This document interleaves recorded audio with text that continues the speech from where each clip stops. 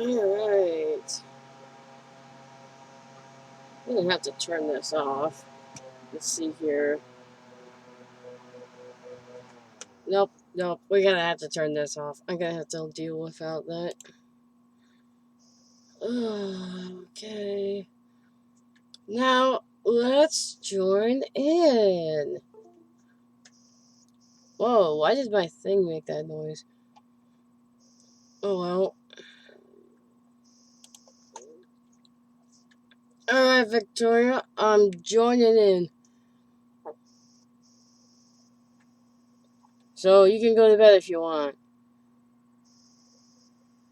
Okay. Yeah, fucker. Alright.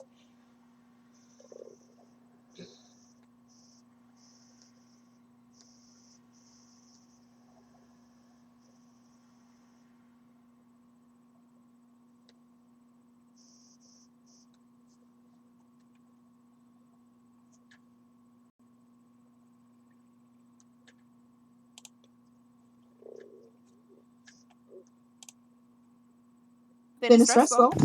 Just a little bit. Ow. Oh, this isn't bode well for me. Okay. Hi, I'm here now. Hi. I'm gonna be playing as Quarfin, because he doesn't get much love. Okay. Yeah, I gotta pick spells, actually. No worries, you're good. Not a problem. Actually, I should read what we're doing today. Then I should pick spells. Okay. Unusual voices and strange music from the woods have been going around. Neat. Yeah. Sounds fun. Also, downtime-wise, you said we got another week, right? Yeah, you got a week. Got a Full week. I'm up to 6 weeks, I think. 6? If you're up to 6 weeks, then you have your feet. It was going to take 2 months, and I think that's 6 weeks, right? 2 months to 6 weeks. Next week. Yeah, next week. Yeah, next week you have your feet. That is right. Yeah, next in-game week. Okay. Need this. Okay. What am I doing? I can't change those. Alright. A number of spirits. What do I want for spirits? I don't know. Protection from evil and good. Logical.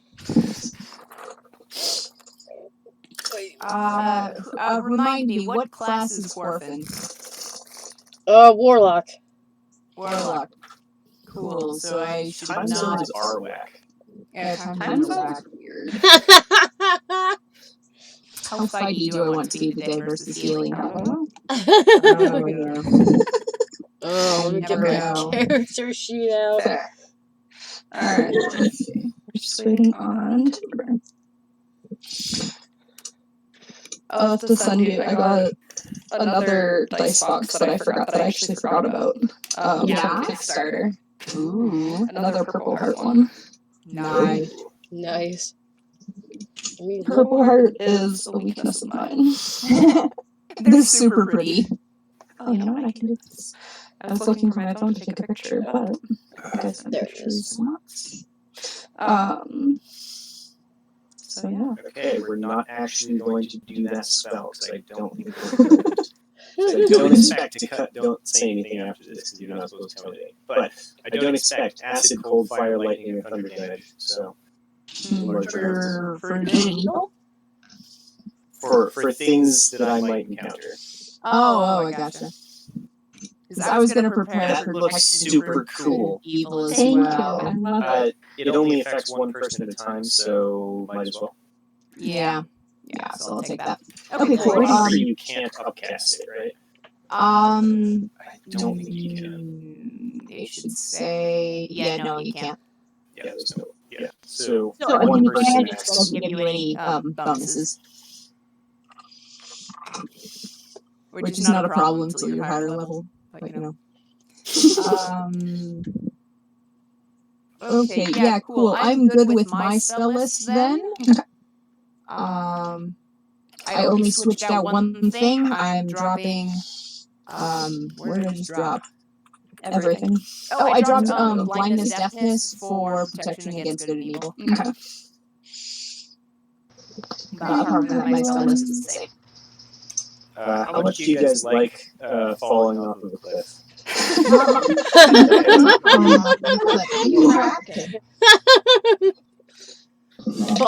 Oh my goodness, that is beautiful. Isn't it? It's so pretty. That is gorgeous. Kind of weird, you can't tell. I guess you can tell a little bit. The lid and the base are like two separate colors, which is a bit, like, I like it. But they're like two distinct different shades of purple. Yeah, it also pretty. It also came with a dice jail and like DM tokens, so I now have bardic inspiration tokens and inspiration tokens for like cooperation, backstory, heroism, enthusiasm, and role playing. Very nice. So yeah, That's exciting. Also, Zarn's dice are now residing in the. Did you say dice jail? Yes, I did. 1 second. I'm pretty sure that was what you said, but knowing my track record, I had to check. See, a dice jail. Oh, that's so cute! Zarn's dice are currently. Oh my gosh, it's adorable. I love it. Residing in it because his dice tried to kill me. Those are super cute. I love it. That is awesome. I want a dice jail. Where the dice jail is going to live, because I have so much stuff on my desk. It should live in the dice prison. Well, Or the D&D prison. The dice jail should live in the D&D prison. okay. There we go. Fair. So yeah. Okay.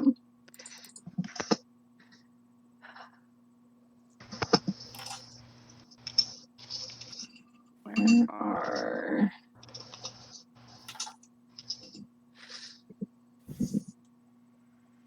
So I'm currently... Also, and this is to everybody, I'm very sorry that I've been so sporadic. I was out of town the past 2 weekends, and then before that I was dying, physically and mentally. So, Hey, we've got a lot of people who died. Sorry. Yeah, Bar almost died. But yeah, so. Matt, I hope you're feeling better. Yeah. Yeah. Thank you. Well, I was until I got tonsillitis and had to go to urgent care. And so it's fine. Do you still have tonsils, or did you remove them? I still have tonsils. I listen. I went through the whole removing it for my sins for its sins in my gallbladder. I remember that. I had to remove it for its sins. So, and its sins were considerably worse than these tonsil sins. So, my levels of sinning are pretty varied. So the tonsils get a free pass on this one. Got it. For now. For now. Well, welcome back. Thanks. It's been a time and a half. We're just assuming that Terrence and Callie have been just hanging at Terrence's home. Like with Manticore children. Yeah. I remember that. Manticore children. So I assume they have not killed you yet. I'm assuming. Callie's a ghost. Callie is a ghost. Not again. You know, that's who I have. You know, it's okay. I'm a cleric. I could probably bring you back. Probably. Well, the thing is, in a level or two, it'll definitely have been more than a couple days. That's true. Alright, I should find one last thing. And I think we'll be okay. I don't know where I saved it. The player's handbook is covered in magic cards. Oh. Mine is covered in fabric. I cannot know what it is. Fair. For some reason, that just makes me think that, like, you have, like, taped or glued magic cards to your book. Whereas that's not the case. That sounds like a terrible idea. Abysmal on multiple levels. I mean, I guess you gotta do something with your bulk commons, right? Yeah. I found it. I still have it. Aha. Like some of these things are worth less than a basic land to me. Yeah. But I still need. I'm running out of space to put them. All my boxes are full. We can make armor out of your cards. No. You know what that means? You know what that means? What? I need more boxes. It's like me and dice boxes, apparently. More boxes. Not again. Oh, I saw you got the coyote. Your mom actually brought you the coyote? yeah, she actually brought all my taxidermy stuff, which I wasn't expecting. I love that. Weird fact, I like taxidermy. Is this like taxidermy in terms of having cool stuff on your wall, or taxidermy in terms of having a cool chess set made of mice? One moment. Oh god, sorry. 1 second. I thought I read it on this server, but it must have been. No, I don't think so. I think it was my the other bad. one. I get them confused. Let's see if this works. Same. I sent my other DnD group some information. It was for this server the other day, and they were like, "What? Will it shop?" And I'm like, "No, damn it, stop!" Wait, put that 1 in second. Hi, Drake. Hi. There she Oh, is. He is. I don't know. 1 second. They're I mean, beautiful. just post this picture in general. Okay. That's Disturbing. Drake, listen to me. If you ever get a taxidermied mice chess set, Oh you might have to step in. no. What? That is a coyote head. Neat. It's a Oh god. actual. My mom would freak out. She doesn't like mice. Yeah. That's my. So how does one get into taxidermy? Oh my god. You become friends with Drake. Apparently. Yeah. I have what you don't see on my closet that's not currently hanging yet is another coyote pelt, about a dozen tails. Oh my A really out of shape, or really like badly tanned bobcat pelt that I got from someone. A couple of small rabbit pieces that I've been meaning to work on something with. A lot of. You like hunt things yourself, or is this from people who do hunting? This is from people who do hunting and stuff that I've gotten at Renaissance fairs and things. That's mostly why I started collecting it, was for Renaissance fair stuff. Like, I have a character who, because this is a headdress, that she's actually for. That's what it looked like. See if I can. I'm taking my headphones. Actually, I'll do. It would be difficult. Oh lord. Drake, do you remember the time you almost got kicked out of Walgreens because you had an animal in your pocket and it was just a tail? Because I remember the time you almost got kicked out of Walgreens. I actually need to redo some of the stuff I've had. That's wicked. Have fun. Now they're I going to missed you seeing that. Your dog doesn't like it. Well, I mean, for valid reasons, my dog doesn't like your taxidermy coyote. I feel like that's valid. I'm looking at the top row of the mice for the chess piece set, and I'm looking at some of the mice. And look at them big beady eyes on some of them. Okay. It's Sorry freaky. about the circle on screen. When I I was was wondering about that. the frame around my computer, like top part of the laptop, is broken and coming apart. Oh. Oh no. So, see, that's slightly terrifying, but also kind of cute. Drake. What terrifying. Hey, I love them. Drake. I'm glad I'm giving you. I'm glad I put this into your mind. I have to kill you now. Well, I mean, You having gotta get some through Spectre first. Callie, you might be worth it.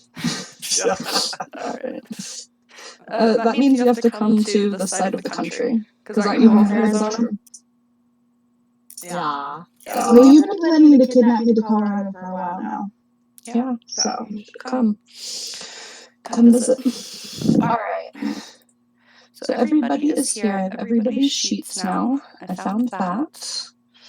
Murray is not here. I don't need that one. Indra, Haggis, Corfin, Terrence, Maximus, Elliot, Dashbridge the Third, and Callie.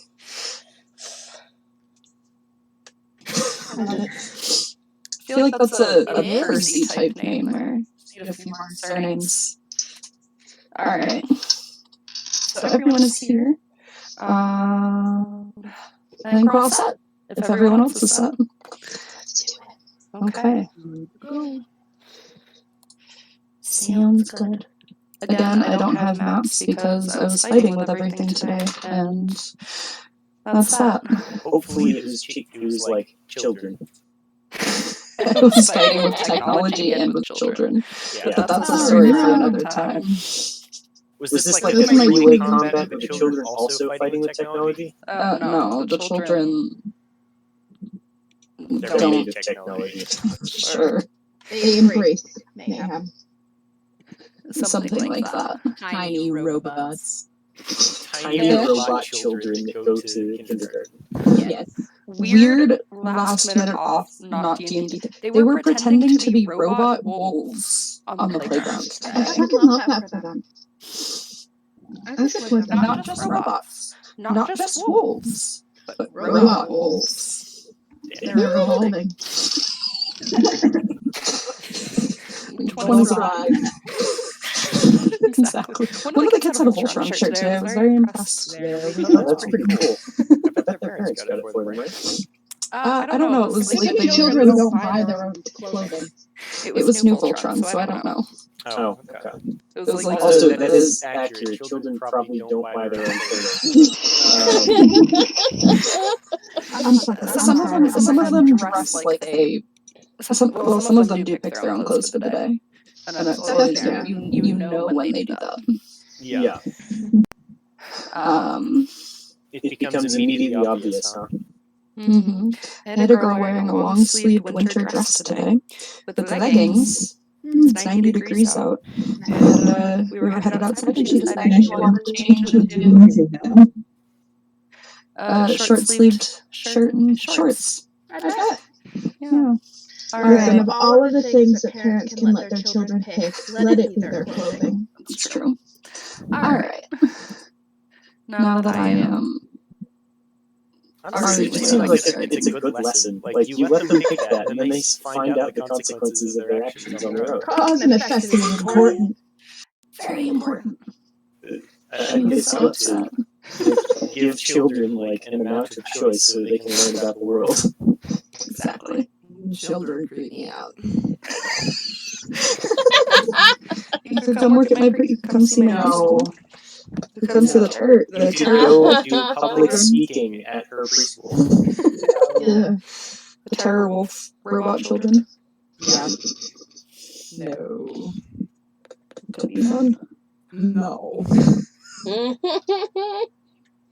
For all my opinions on child rearing, I don't plan on actually doing it. Yeah, me either. That's why I work with children. Like, I can get, a little bit of interaction and then send them home to their parents and go home to my dogs. And It's it's the much funnest part of nicer. sending them home. Yeah. Yes, it really is. It's like, wow, this was like pretty nice all day. I get to hang out with kids, and then I get to deal with none of their problems. See, I take them for an hour each. Oh, Each see, kid I take for an hour, and then I just send them home. It works. Anyway, sorry, Drake. No worries. You're good. No, not. Let me figure out how I'm starting this. Alright. So, again, apologies for sporadic everything today. And God's willing, this won't go as long as the last one, and if it does, we'll just end it and we can figure it out. Everyone will die. That's fine. So, like I said, I left my book at home, so all of my other plans are not here. So we're doing something different. You just gotta not mention it. We'd never know. Yeah, I know, but I felt bad because I actually had stuff planned, and then I left it all because I write it in a book and not type it because I'm weird. Honestly, I know the feeling. So.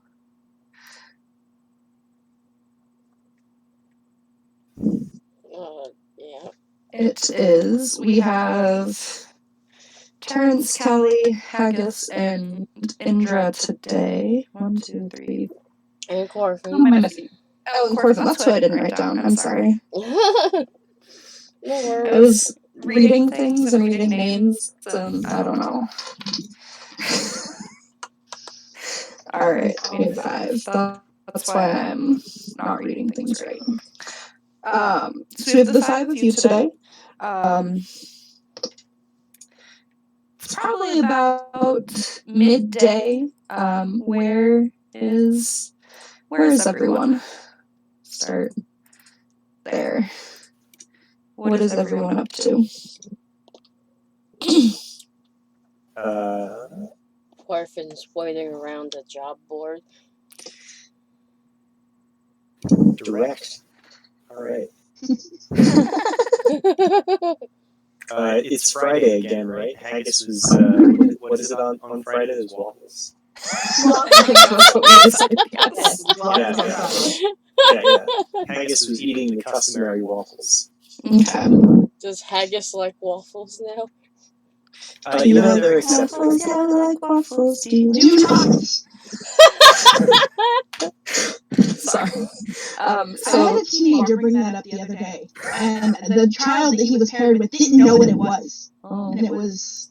Anyway, sorry. So, customary waffles, scouting the job board.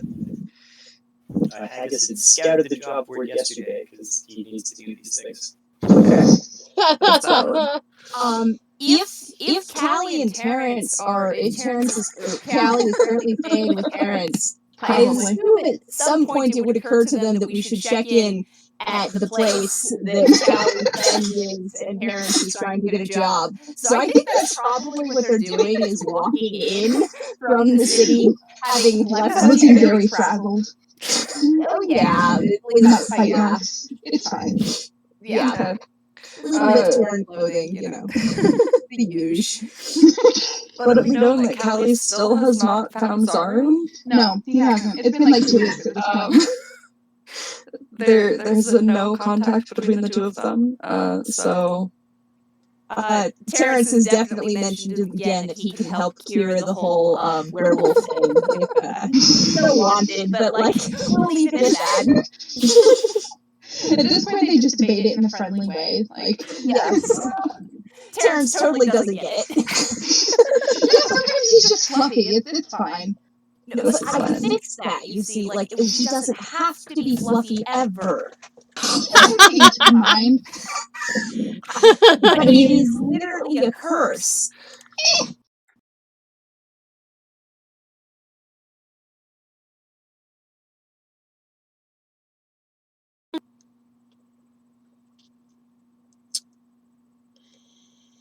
Oh, shit.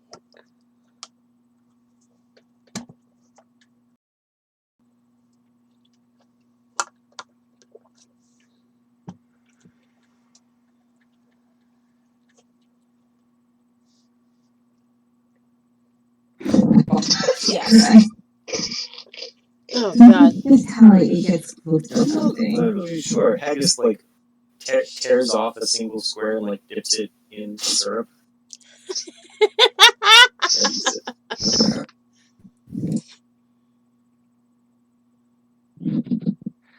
there. Oh, shit's not responding.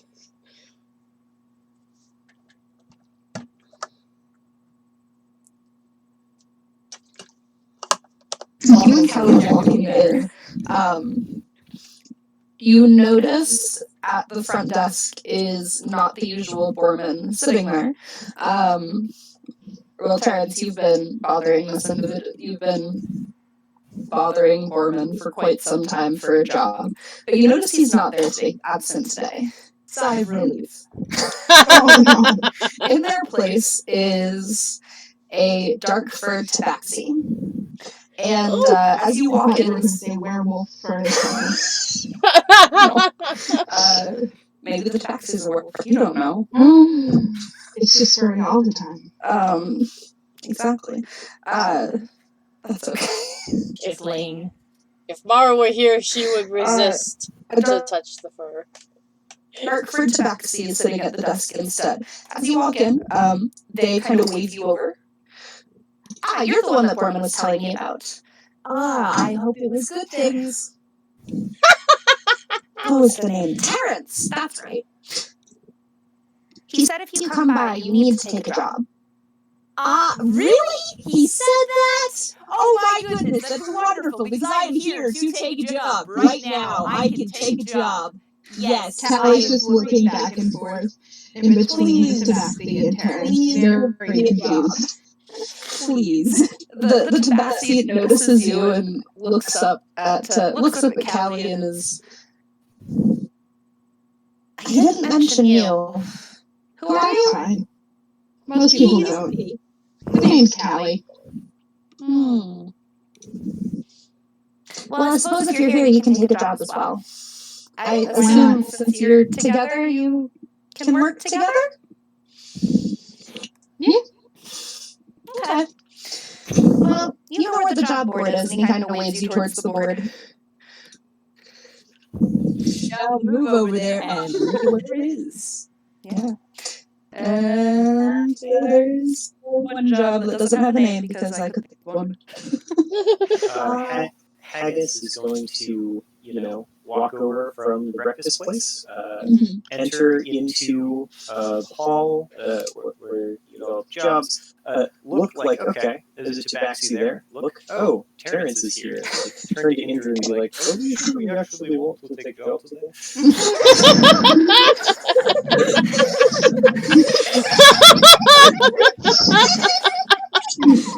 She put the hand over her mouth and laughs very quietly. I mean, running this with just two would be really amusing. If Indra and Haggis don't want to take a job. Well, it will probably not kill me. Probably. No promises. Oh god. We're going to actually walk in now. Yeah. Gorfin has been standing there at the side of the job board. Oh, it's you. Quietly. I'm going to continue walking. Callie waves just a little bit. Oh, hello, Callie. I saw his number recently. We were actually in the training place. It was very fun to hang out there. Callie's like, are you serious? Oh. Where did he go? I have not seen him today. Of course you have. Yeah, it's strange. You two are never in the same place at the same time. I wonder if perhaps, are the same person, God, that's funny. Callie looks down at himself, and then he kind of puts his hand up to measure how tall his nuts are and deep. And then he looks back at himself, and he's like, I don't think so. Is your, yeah? Callie kind of shrugs. Oh. Alright. Okay, that's fair. Anyways, alright, let's go actually look at what's on the job board.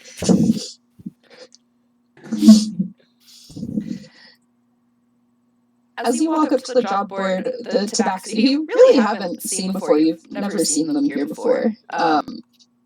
They kind of hop up from where they were staying and lean over the desk, kind of waving to get your attention.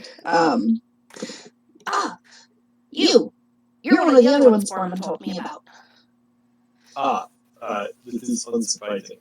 Okay. He said if I saw you, I should give you this. And they hand out a what looks to be one of the job board pages that hasn't been put up on the board. And on the job. Sorry, my computer decided it was going to stop working momentarily. On the paper is the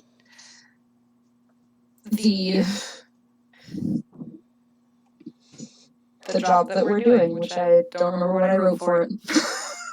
Go look at the chat. Yes, 1 second. Pass all of the pictures of text on the mice and dice boxes. There we go. I just said it's a big campaign. Tell You them said this might be something that you might be good at? home to a number of spirits. It is entirely possible this is thing I can do. You know, if you let more clerics into the Crimson Crescent, maybe spirits would not be a problem at all. No, I'm pretty sure spirits would be incredibly low. Sorry. Next time I'm gonna The tabaxi integrate. snorts. The tabaxi snorts at that and doesn't try to hide it. Callie's kind of chuckling a little bit. He's not hiding it either. Orphan just kind of does. puts his hands up and backs up and kind of, gestures for Callie to pick a job. And just is going to stand there and pout. All Orphan does is smile. This one in particular, this seems fine.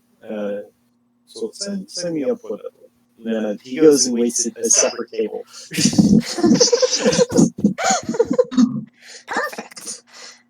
And the tabaxi hands out the digs around for the sending stones and gate stone, or sending stone and gate stones for you, and hands them off before you Right, head shit. to Which door, job are we doing? or head towards your table. What's the job, can I see? You see, it is thing for, I hand it over. Just like, it is thing that is tree with spirits around it and like crops dying, and unusual voice, strange music. Seemed like proper ghost story. Nice. Wonderful. I know, right? Callie kind of comes over to get a look at the job board too. Job board listing page thing. The one that Haggis has specifically, or the board itself? Okay, Not the one that Haggis has. fair. If passing it around. If you it might be better to, if you're all looking for a job, you could take that one together. It sounds like it might be better with a group. Orphan nods. Oh. I guess I can do that.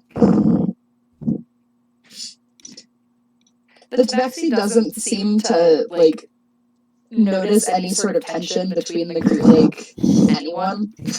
Specifically between, Terrence, Haggis, Callie. To be fair, neither does Callie. Fair. And so the tabaxi is, well, that sounds good to me. You guys know where to go? As they kind of dig for more of the gate stones. Is Mora joining us today? Have you seen her? It is Corfin today. Yeah, no, Indra is questioning how Okay. it's like, oh, you seen her, you joining us? Gotcha. Yeah, it's Yes, Orphan I am today. familiar with where to go. Haggis just, gets up and walks over.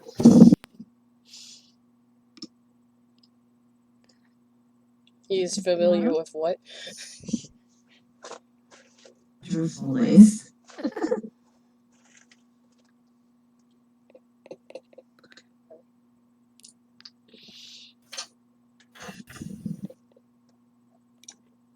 I don't know who Mara is. I'm sorry, Indra. Never mind, it's fine. I think they're actually Corfin today, right? Yeah. I know it was. Oh fuck! I forgot to change my They nickname. are, but I think that was... Hang on. I Yeah, that will. was in I character. don't hear them. Oops. Anyways. Oh crap! Hang on. Oh, it's hang not. on. Hang on. Or is past I thought they were. They Hang were. on. Because they said that Orphan was over by the job board. Yeah. Their name is in chat still. Hang on. Maybe. That's interesting. Maybe we should, add them. That's it, yeah. Crap. I disconnected. Fuck. Hang on. This is bad. Ugh. Discord is having technical difficulties. Yes, having technical difficulties. Don't show me this again. Crap.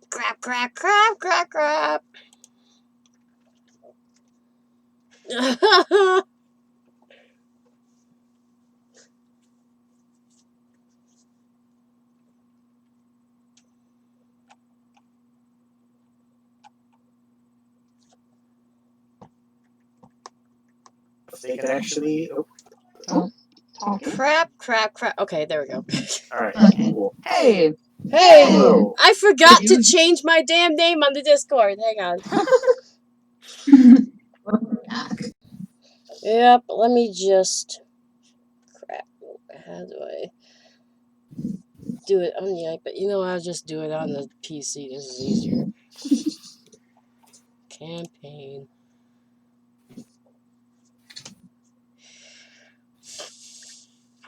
I hate it when Discord craps out on me like that. I have a lot of problems with Discord, so not really. Half the time, Alright, I'm going to change this. Change nickname. There we go. Anytime Discord, it's chugging along.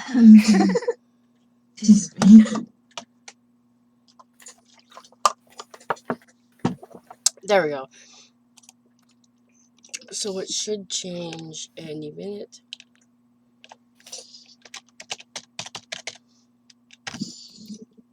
There we go. There.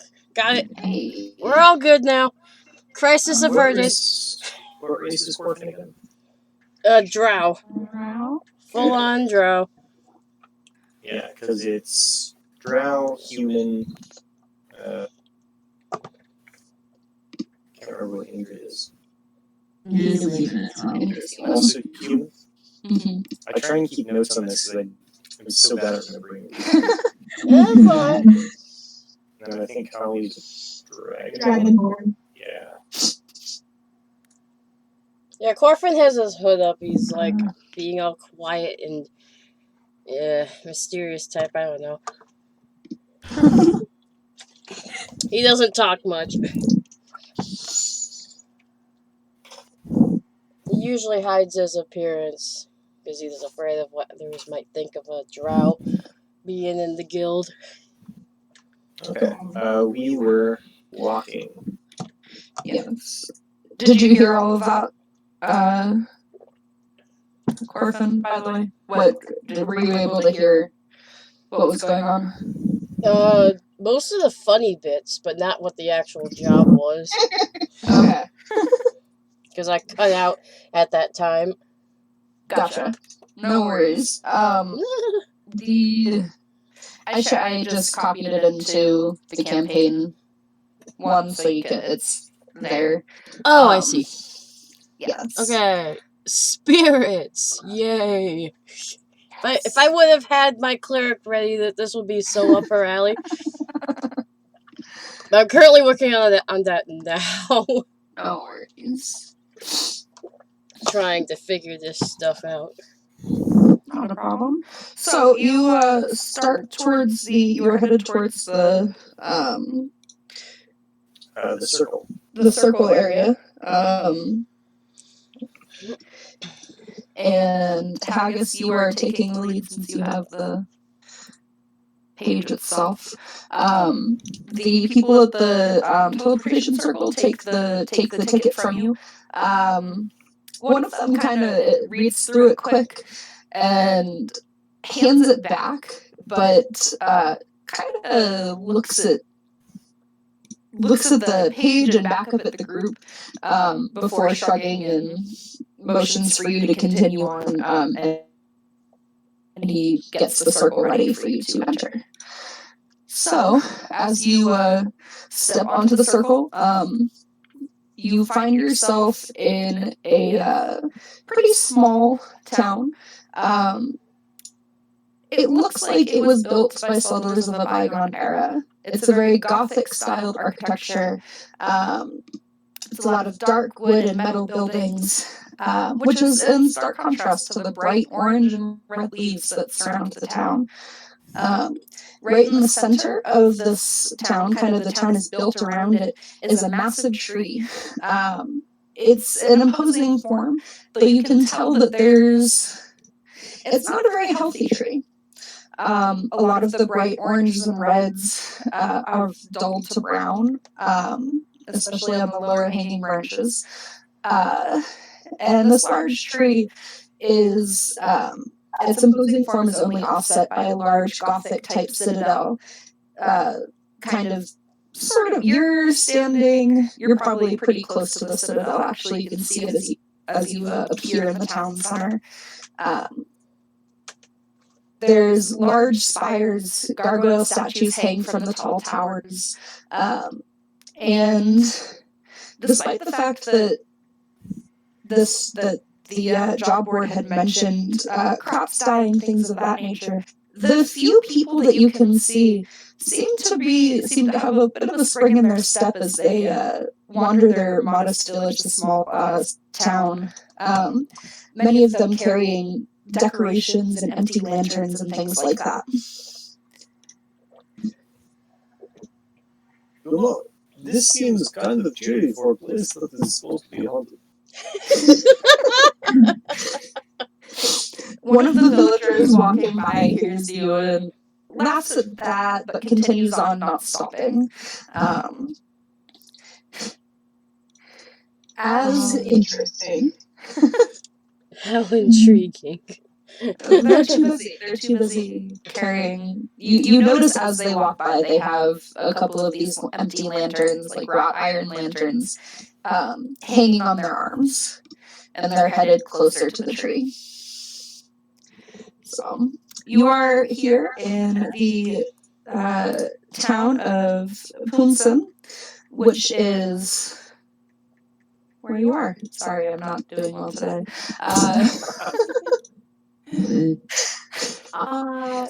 What would you like to know? Does it look like everyone that we can see is headed in the same direction?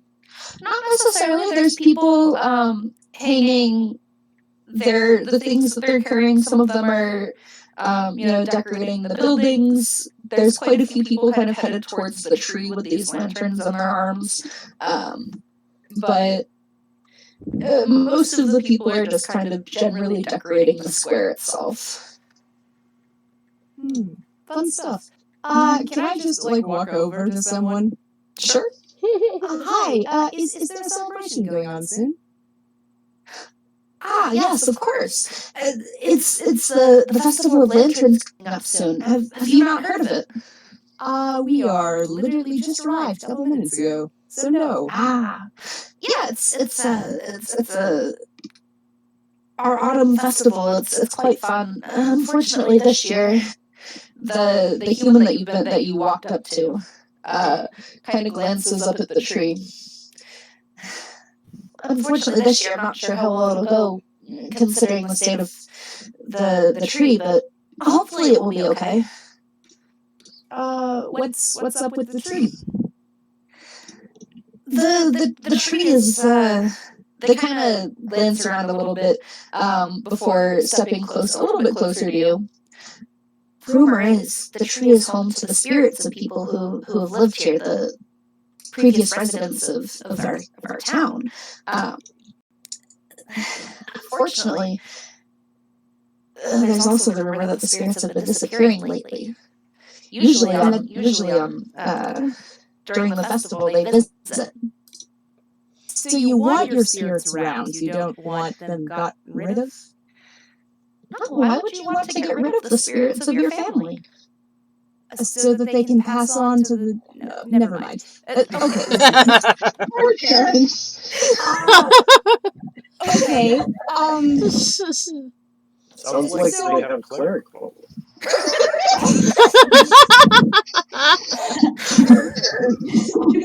Someone to hire the Crimson Crescent to do something about spirits? I'm sure they did. It wasn't... It might have been Jack, maybe? Jack or the mayor? I don't know. It wasn't me.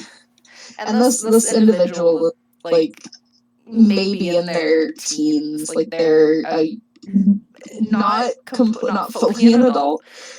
So they're also like slightly concerned as to why you came up to them. Yeah. Terrence is just going to kind of pat him on the back and going to turn to the party. He's like, okay, so we're not getting rid of spirits, so a bunch of the spells I prepared today are not useful. So I think we should probably find whoever it is that hired us and find out what it is they want. Well, they give us very little to go on. Like, these jump boards are almost kind of useless. I agree. It's almost like they're advertising rather than trying to hire. Yeah. Someone else is in the way. I don't want to talk to you anymore. Kelly can tell that Terrence is kind of upset and just kind of pats on the shoulder gently. Terrence sighs.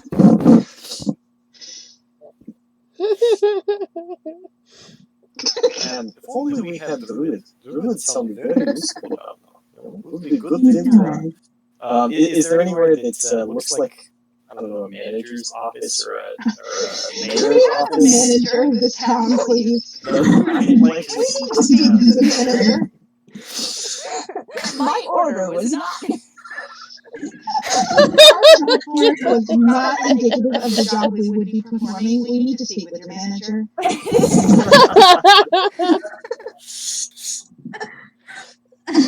Does it look like there's somewhere that would have a mayor's office? A town hall. Yes. As you look around, you do notice there is kind of in the same vicinity as the cathedral. There is another larger building, not as grand as the cathedral itself, but another building that seems to look like it might be a mayor's office or something along a town type area. And if... Oh, stop.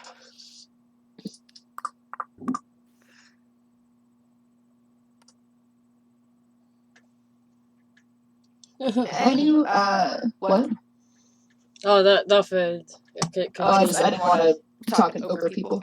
And as you also look around, you notice there's a cottage near the base of the tree itself. Right, Haggis is going to go. I assume the cottage looks like it's the... There's a town hall and there's a cottage. There's a town hall So and there's a cottage. there's a Okay, town Haggis hall is and going a to go cottage. to the town hall. Okay. To the town hall.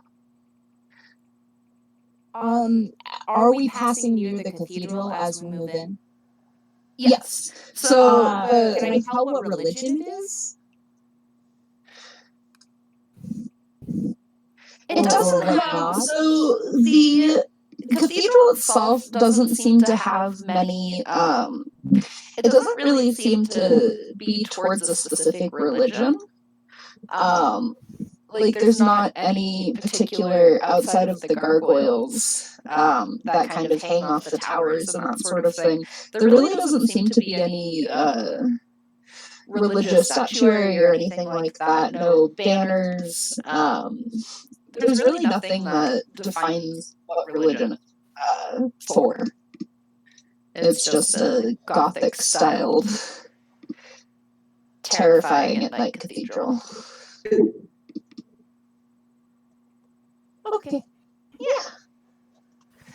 Whether or not you go inside might. Well, we're going to the. But you are part of this rally. No. No. Meet later. The night's young. This is true. So you walk up to the town hall. As you walk in, there's a half elf and a human standing, kind of watching out the windows, watching people as they're walking back and forth, hanging up the decorations, that sort of thing. One of them notices you walk in, notices Haggis specifically, and Haggis, does Haggis wear their pin or their crest out so folks can Yes. recognize? So they see the crest that you're wearing, and they're like, "Oh, we've been waiting. Perfect, you're here." Yes, we are looking for, person we should talk to so we can find out what to do. Well, that would be me. And the half elf walks forward. And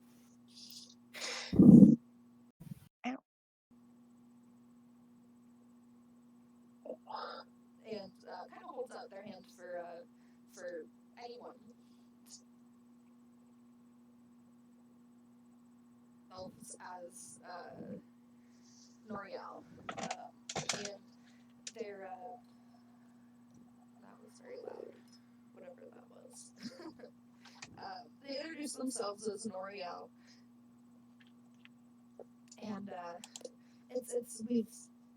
was very quick. We weren't expecting people so soon. You hear about the spirits, right? Yes, this is correct. We have unfortunately brought Cleric, who I think had different idea of what.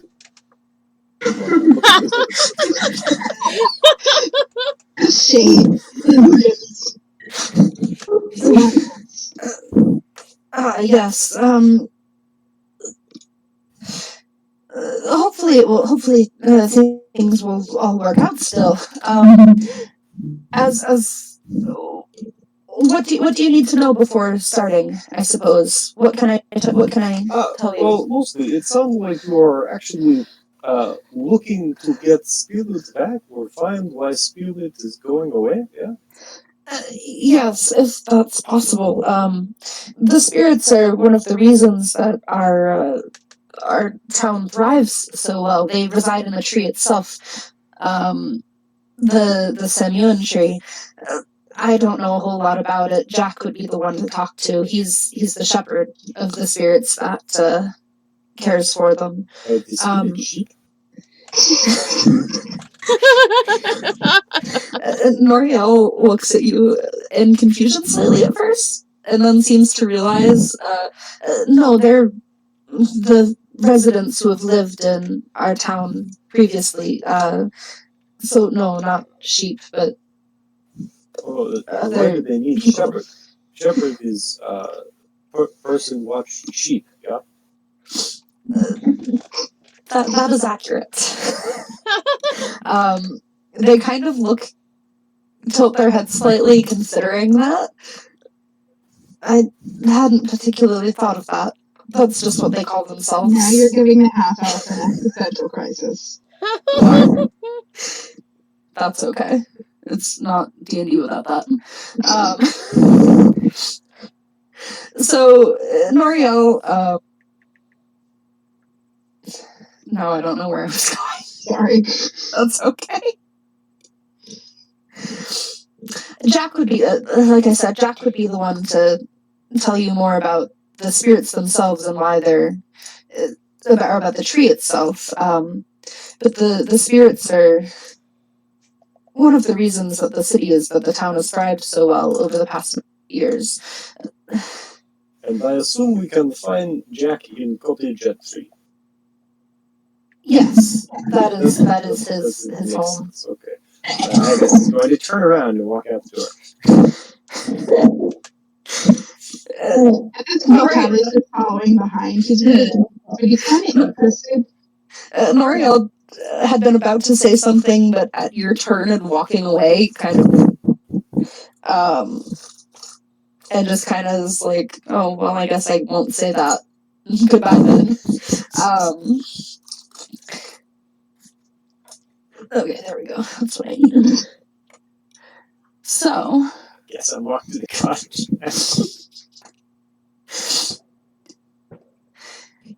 Okay. As you're walking, and it's a relatively peaceful scene right now. As you're walking, please don't choke on water. I feel like that happened last time. Last time was because I'm laughing. This time it's just because I accidentally tripped. Oh, okay. Please don't choke on things. I don't want to be the reason somebody died. As you're walking, it's a peaceful afternoon. Here in the town itself, it's a little afternoon, maybe an hour afternoon or so. It's nice, it's quiet. In the middle of the street, a little ways away, there's a woman, a human woman, shouting at a young, almost sickly-looking child. What is she shouting? She is shouting, just, what's going on? Why are you like this? What are you doing? What is going on? Things like that, as if she's very confused as to who this child is. You're pretty far away, so you can't exactly hear, you can make out some of it, but not everything. And it almost seems as if, while the people that are closer in range to her are kind of listening, they're almost trying to not listen. They're actively avoiding where she's walking and where they're standing. Are they nearby us? How close are they? I would say they're about 15, 20 feet away. Okay. In the direction we're walking, or like off to the side? Off to the side. Okay. Agus keeps walking. Terrence is horrified that Agus keeps walking. I guess we're splitting the party. Yeah, I'm gonna follow Callie in the direction of the yelling. Okay.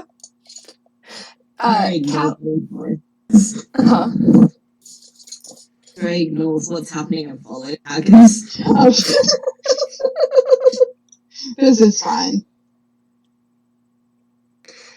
Callie and Terrence go to...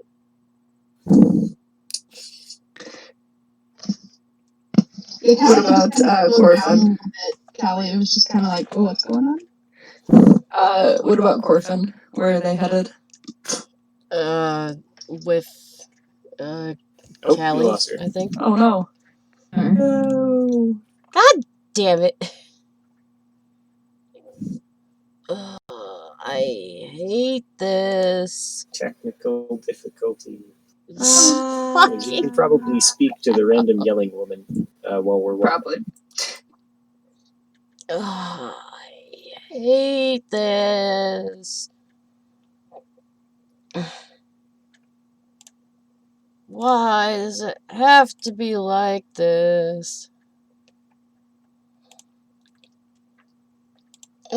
I hate technical difficulties. This really sucks. Ugh.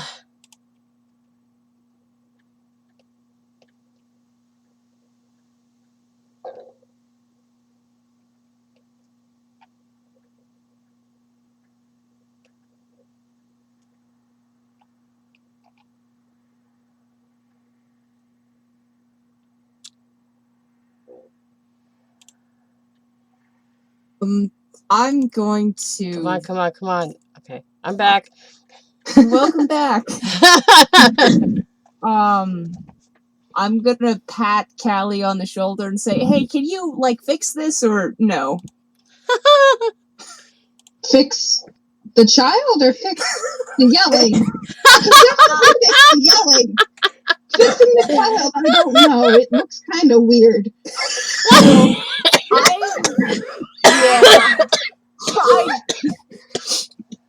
I guess I was meaning the child, but if you want to fix the yelling, maybe I can fix the child. I'm just going to walk up and We can crouch in tag front of the team this, kid. it'll be fine. Okay. Does the kid respond? What did you do? I want to walk up and crouch in front of the kid. Meanwhile, Callie would go to the yelling mother, we're assuming.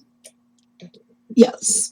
Terrence, as you kneel in front of the child, what little attention had been on the woman has now been turned to you. And you can see that their pupils are very wide, their pupils are very blown. So you can only see a very slight ring of color. But other than that, you don't necessarily notice anything strange about them. They're very pale, their skin is very pale, sickly almost. But there doesn't seem to be anything wrong with them.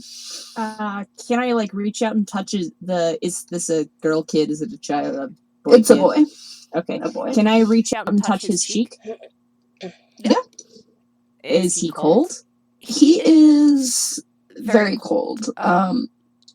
Cold that you almost as if you would when you stick your hand in a bucket of ice and just that's it's very cold skin. But he doesn't seem to be shivering or anything of nature. Okay, I am going to do my channel divinity, and I'm gonna turn undead. Okay. Let me grab that because I don't remember. It makes undead things flee from me. Okay. Do you have to roll anything, or does it just happen? Okay. There's some stipulations. I'll let Spec. Well, yeah. So this is the channel divinity. So it's something I can only do a couple times a day. Turn dead in particular is I don't have cool cleric things out on. It's just base turn undead. Mm-hmm. So it's a wisdom save on their part, and if it fails, it has to use its next turn to move its full movement away from me. If it does not fail its save, then nothing happens. Well, nothing happens anyways because it is not undead. Cool. I'm gonna pat the kid on the cheek, and I'm gonna look back at what's your name, Callie, and I'm gonna say, so the kid's not possessed. That's great. Meanwhile, Callie's looking back between Terrence and the mom, and then Terrence and the mom, because he has a feeling that what was just said is not going to go over well with mom. And this whole calming her down thing probably wasn't going well to begin with. But it's definitely not going too great now. So, Callie, as you walk over to the mother, because as you get closer, you can tell that there's a familial resemblance between them. She turns to you and, without really pausing, she just kind of grabs your arm. It's like, that's not really my son. He's gone. He's missing. It's not him. I need to find him. I don't know where he is. She's very distraught. And you don't really know how to respond because it certainly looks like her child is standing before her. Weird. So Callie would be like, so does it look like your son? It looks like him, but it's not. I don't know how to explain why. It doesn't feel like him. Callie looks at Terrence. How old is this kid? Is this someone I can pick up? He is 8 or 9 years old. Cool. So I suppose gonna- that depends on how. Yeah, I'm not. I'm gonna stand up and I'm gonna take him by the hand and I'm going to try to lead him towards where Haggis and them went and said, "Hey, can we just have this for a little bit?" Still the child. Well, I mean, he's not possessed, but that doesn't necessarily mean something's not wrong with him. Callie looks at the mom and is like, "We're technically working for a guild that was brought here to deal with a spirit issue. Yeah, we're not members though. I swear we're not kidnapping your not child. We're just gonna go. What's the word I'm looking for? Not converse, but Yes. with our comrades in arms over here, who might be able to help more." I think they just left us actually, but yes. Can we take a kid? Can Callie call after Haggis? Is that a thing that can happen? Haggis, how far have you? This Callie probably can hasn't be very taken loud. that long, right? So we're probably still in earshot range. Okay, sure. Haggis is gonna look back and kind of like shrug. I was gonna be like, no, this is important. Come here. All right, Haggis is gonna like walk back over and be like, what is we were supposed to go to cottage? Yeah, pick up the kid, please. Sure. Just, like pick up kid on their arm. It's like it's kind of chilly. Yeah, I noticed. Yes, okay, As you pick up the child, they kind of flail slightly, not too pleased with the sudden being picked up.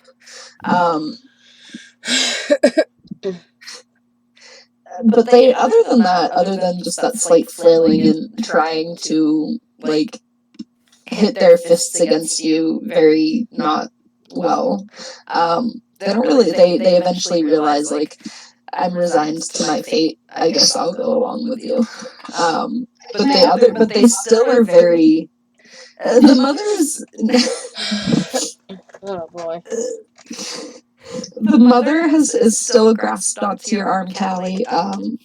They're still very distraught, obviously, slightly confused as to why this human now is taking their child. But she doesn't. She. Do you think you can help? I would like my son back. I need him back.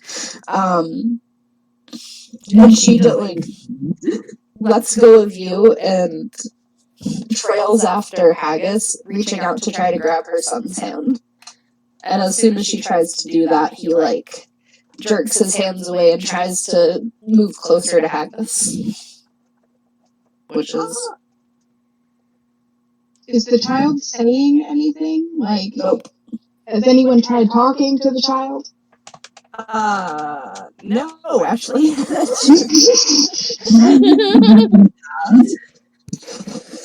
I have no idea what is going on here. Yeah, look, the kid's not possessed, which is great. Which is great. It doesn't explain why we couldn't see it. Well, there's something wrong with him. Like, look at it. This is a not right child, and I think that cleric-y person will probably tell us what is not right about him. Oh, you're right. I should probably find a much more competent cleric.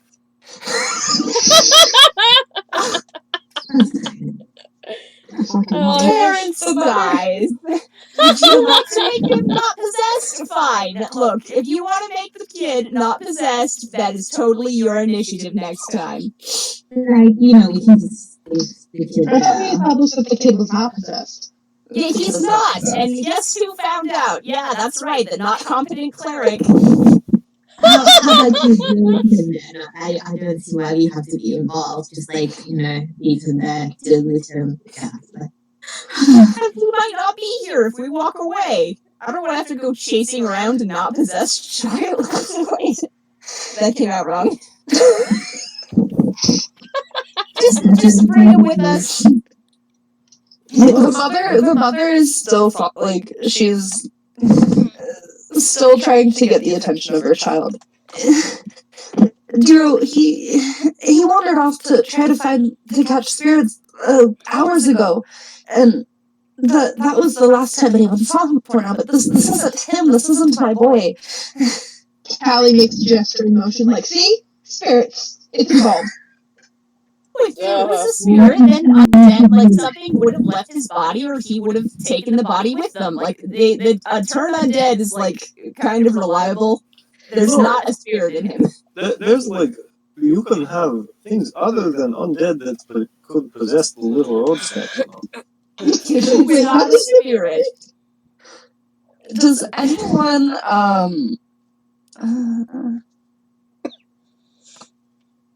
who I love the way this is going. I imagine it will only get better. Let's see.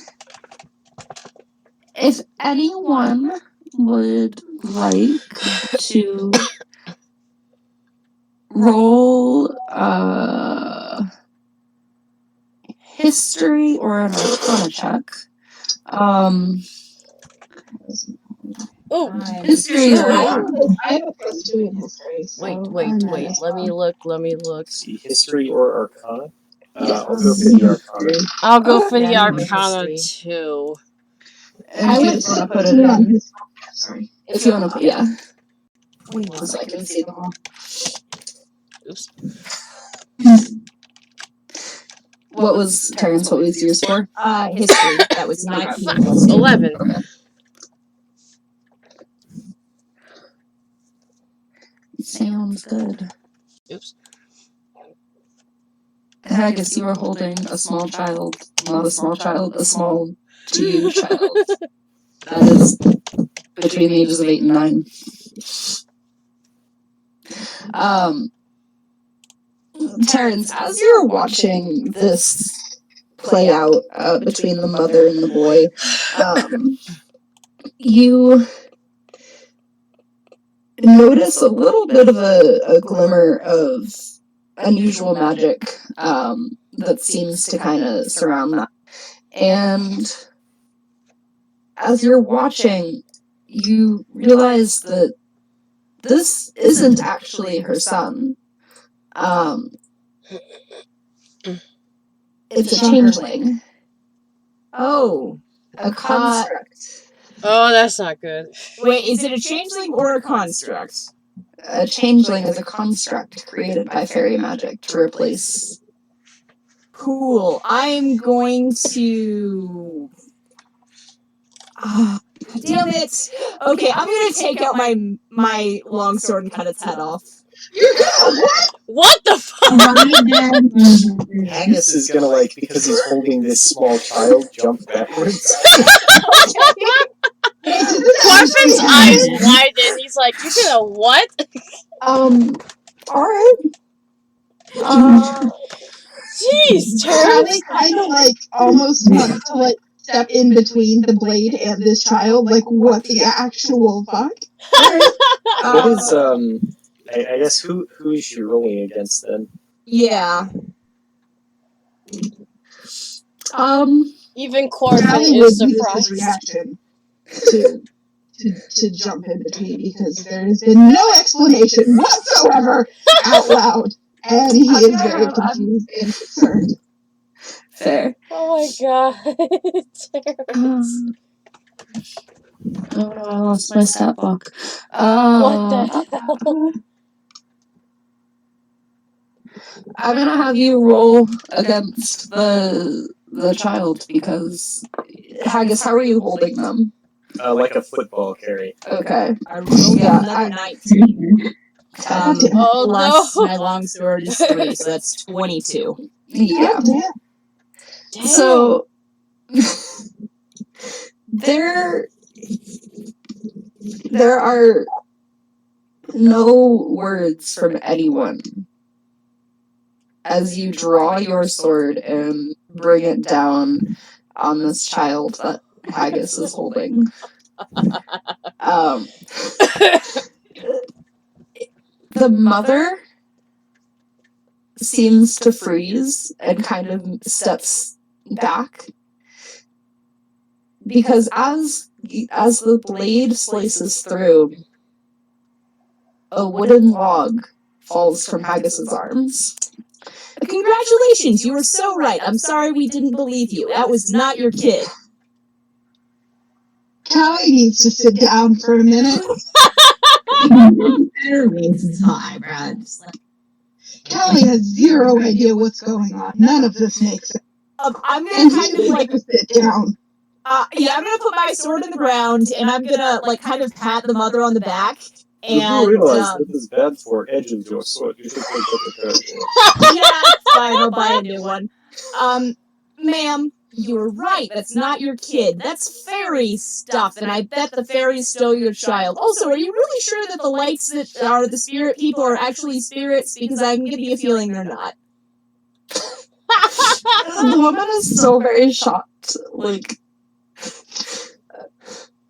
you know, she hasn't really said much outside of the attempting to explain what is going on.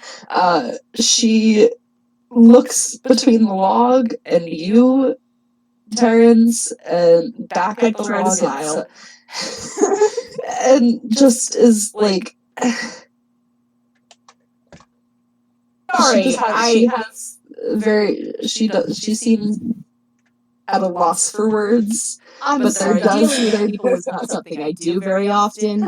When did you say your child went missing? The little boy, the Dearman, what's his name? Hero. Hero. Hero. Hey, you can talk. Good job. Ago. Okay. She glares slightly at you. Sorry. Doesn't. Jiro, he went into the woods hours ago. And that came back. That's what came back. Wonderful. Cool. I think Haggis, like, keep the body, I guess, for now. It's wood, right? It's a log. Okay. Yeah, bring the log. Let's go talk to the other dude, the shepherd, and then let's go check out the woods, because I think this got so much more fun all of a sudden. Kid. Sorry, I should have said something. Callie's still sitting down. Sure. She's like, maybe this Haggis should happen. Sorry. is going to just kind of lightly punch Terrence a little bit, not to hurt them at all. But like, you should probably not swing sort of. It could be dangerous. And then start walking to the cottage. I am a competent cleric, okay? And I go pick up my sword and follow him.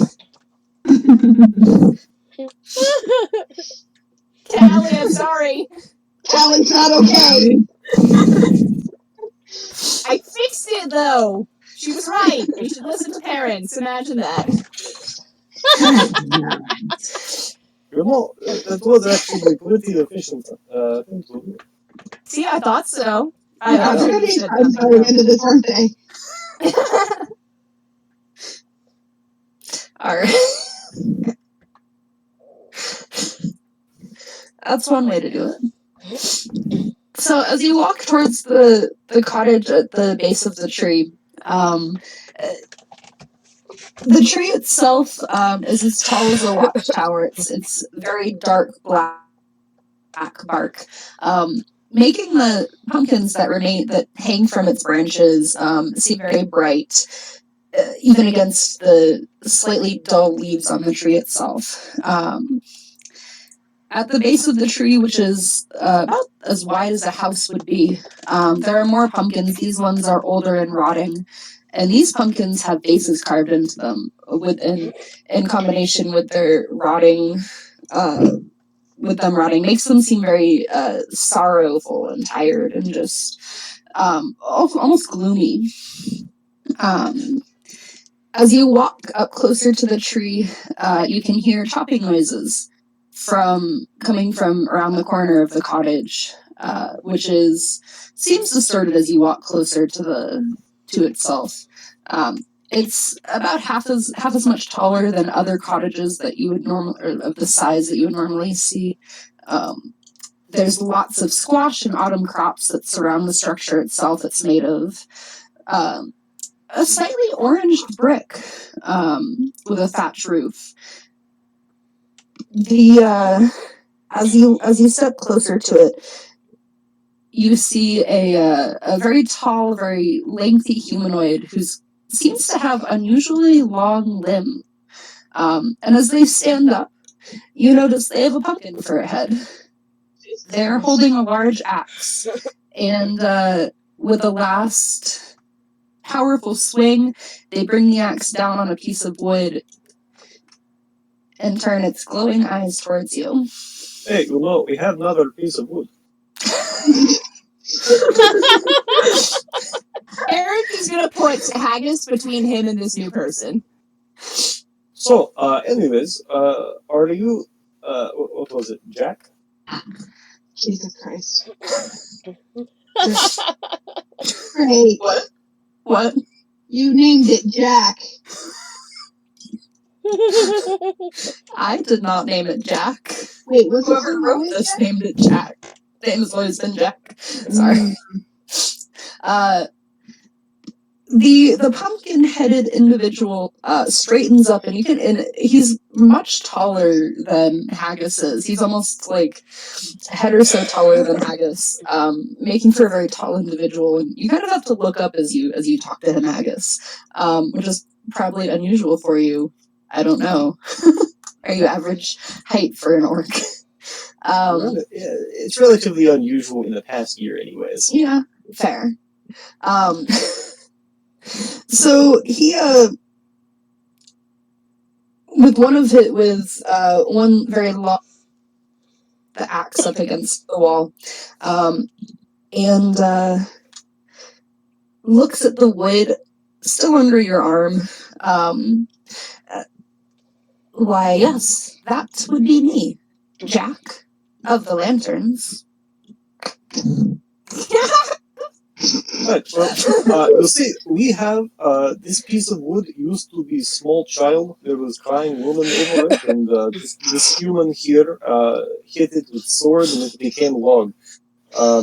So we assume this is part of problem that we were supposed to be here to solve. I fucking love Haggis, I'm sorry. Yeah, he's hilarious.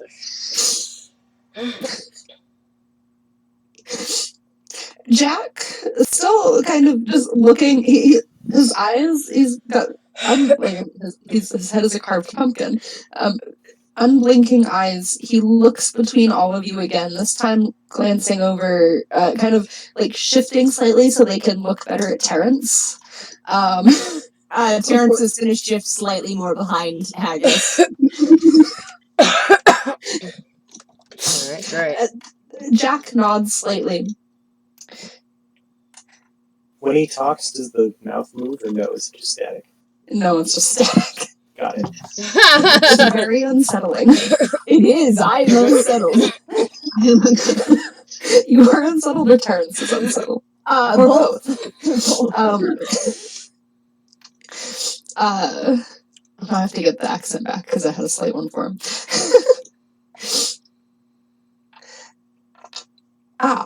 Well, we're not going to do that today because I can't get back to it. Sorry. You would be the ones that the mayor called for. I was wondering if the Fae were involved. He sort of leans down and, without asking, just takes one of the pieces of logs from Haggis and inspects it, before dropping it on the pile of wood that looks like it was still waiting to be chopped.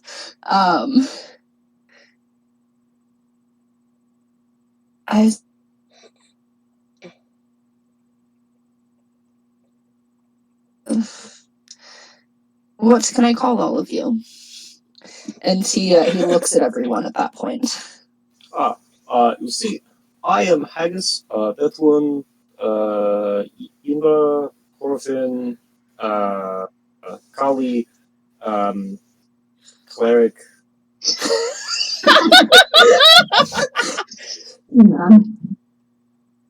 Oh, and did I mention I am Haggis? As Haggis is introducing everyone, Jack turns his there's sort of triangular, like the triangular, really cheerful eyes that people carve into pumpkins. Like, those are his eyes, but then he has a really unsettling, terrifying, spiky grin. So it's a weird, like, really cheerful eyes, but terrifying, toothy grin. So it's a very weird thing to watch as he turns his gaze is on a much taller, very thin, very, What's the difference in height here? Haggis is like around 7 foot. I'd say he's about like 8.5 feet tall. He's a very, like, he's obviously not a human creature. Haggis is gonna, like, up on his toes, try and get a look inside the pumpkin. It's like, so, like, how does this work? Is this, like, actual head, or are you just wearing pumpkin? Because it's Jack lowers his head even more, and as you look in, you can see that there's a, like, seemingly created on its own spark of flame. Sort of like Calcifer from, Paul's Moving Castle. Just like a flame. gonna, like, stick a finger into the eye and be like, huh.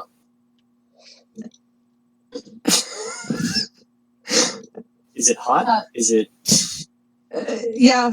The fire flares, the flame flares, and it does feel warm. And probably if you don't pull your finger away, you might get burned. Oh. I do not appreciate that. Oh, I can. And he stands up, and he stands up as you're moving your hand out of the way, and so you kind of like. He pulls away before you can fully pull your finger. Like, it falls.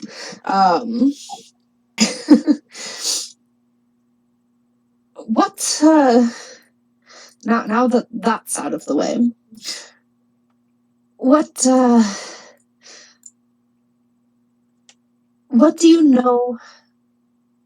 Obviously, one of you knows what a changeling is. What do you know about the Fae?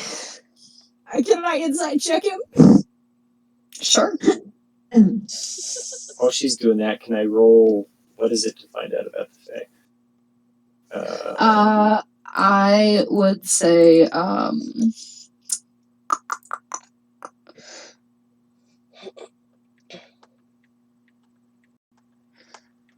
if none of them fit and it's just a straight intelligence check, I would say, Arcana. Arcana. Actually, I can do that. Okay. Can you? That is a natural 20. Okay. So yes. Cool. Terrence, you don't actually really. He seems to be telling the truth. You don't actually like. The only bit of like annoyance that you get from him is that somebody just stuck their finger in his eye. Other than that, he is being very sincere. He doesn't really. There's not a whole lot that is coming off of him other than just that slight annoyance at being just poked in the not actually their eye. That's for him to know and you to find out, I suppose. Oh, That would be. that was vaguely. We'll see. Yeah. Apologies. No one is allowed to seduce. Okay. I would be concerned if that was something that you. So, as for Haggis, you seemingly know a lot about the Fae, or you know something about the Fae. You know that the Fae are the main inhabitants of the Feywilds. You also know that the Fey itself, Fey is an Fey. Fey itself is a collective term for the inhabitants of the Feywilds. While there are different classes of the inhabitants itself, most notably the High Fae, spelled Fae. So there's a variance in spelling on how you are referring to fairies. You know that there are multiple courts. You're not entirely sure. Would you have read this information in a book? How would you have found out about this information? I was recently researching different things from other planes, so Okay. probably during that. Okay. So then you probably would actually know that there are different courts within the Fae. There's 2 courts, a winter court and a summer court. And they're led by a queen. And that, while you know this information, you're not entirely sure courts might have done this. And you also know that fairy rings are the main gateway into the Feywilds. Do I know anything specific about changelings or the kind of fae that make changelings? Any of the High Fae can create a changeling. And you know that changelings are created because they have stolen a human child to keep as their own, whether it's to keep as their own child per se, or wanting just to keep them as like a pet or something of that nature. Okay. In this case, based on that, based on the fact that a child was taken, you probably guessed that it was the Winter Court that did this. Is there more, as the name might imply, they're a little more cold-hearted of the 2 courts. They are the Unseelie court, so they're not always the nicest bunch around. And you also know, you remember very vaguely, that there are many rules that one should follow when dealing with the Fae. Well, I would say I know quite a bit. This is probably from High Fae, likely Winter Court, given, autumn decoration and whatnot. It is, it makes sense that around this time of year, with these particular, probably involved. I know these. It's good that someone in your group knows this. Jack looks at the rest of the group.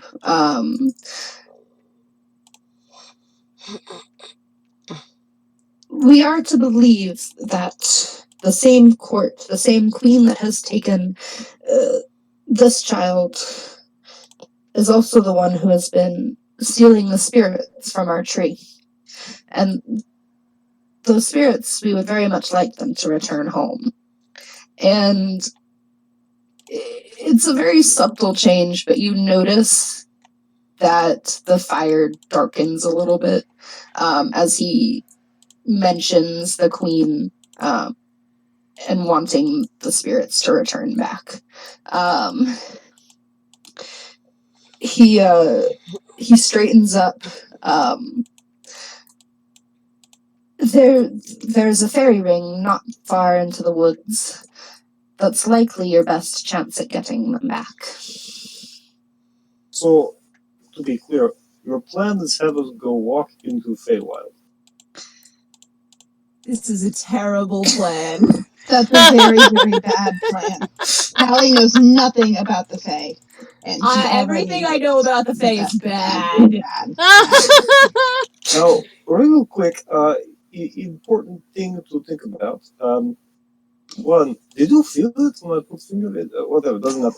Anyway, Yes, quite said it wasn't.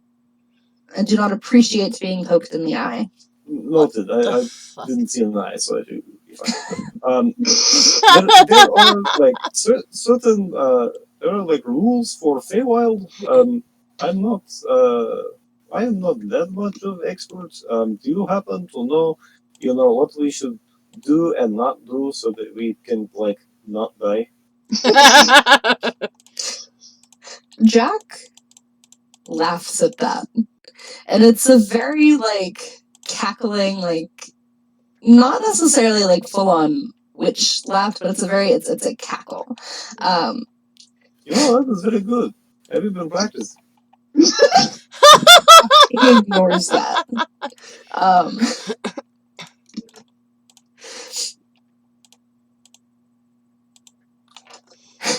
That's funny.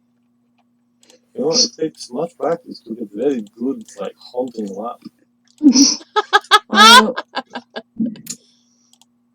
I am a fae, am I not? Shit. Yes, and he did give you all of our names, which I'm not pleased about. Gave us all of our fucking You names. didn't say my name, did you? Hey, I'm fine. Fine. Corfin doesn't care either way. Here. At least we didn't give him Callie's full name, so Callie's okay. I mean, it's fine. I said name in You the didn't bastard of a language. You didn't give any full name, which is good. I don't know, does Haggis have a last name? That's true. He's got an orcish name. Okay. Uh-huh. I don't know if Corfin has a last name or not. I never set one. No worries. One, just to be fair and safe. He's From just the called Corfin as far as I'm concerned. I'm pretty sure Sorry. I'm pretty sure when Callie is just vaguely sure that Zarin is going to be pissed. Oh, yes. That's all he So knows. Jack looks turns his eyes back to Haggis.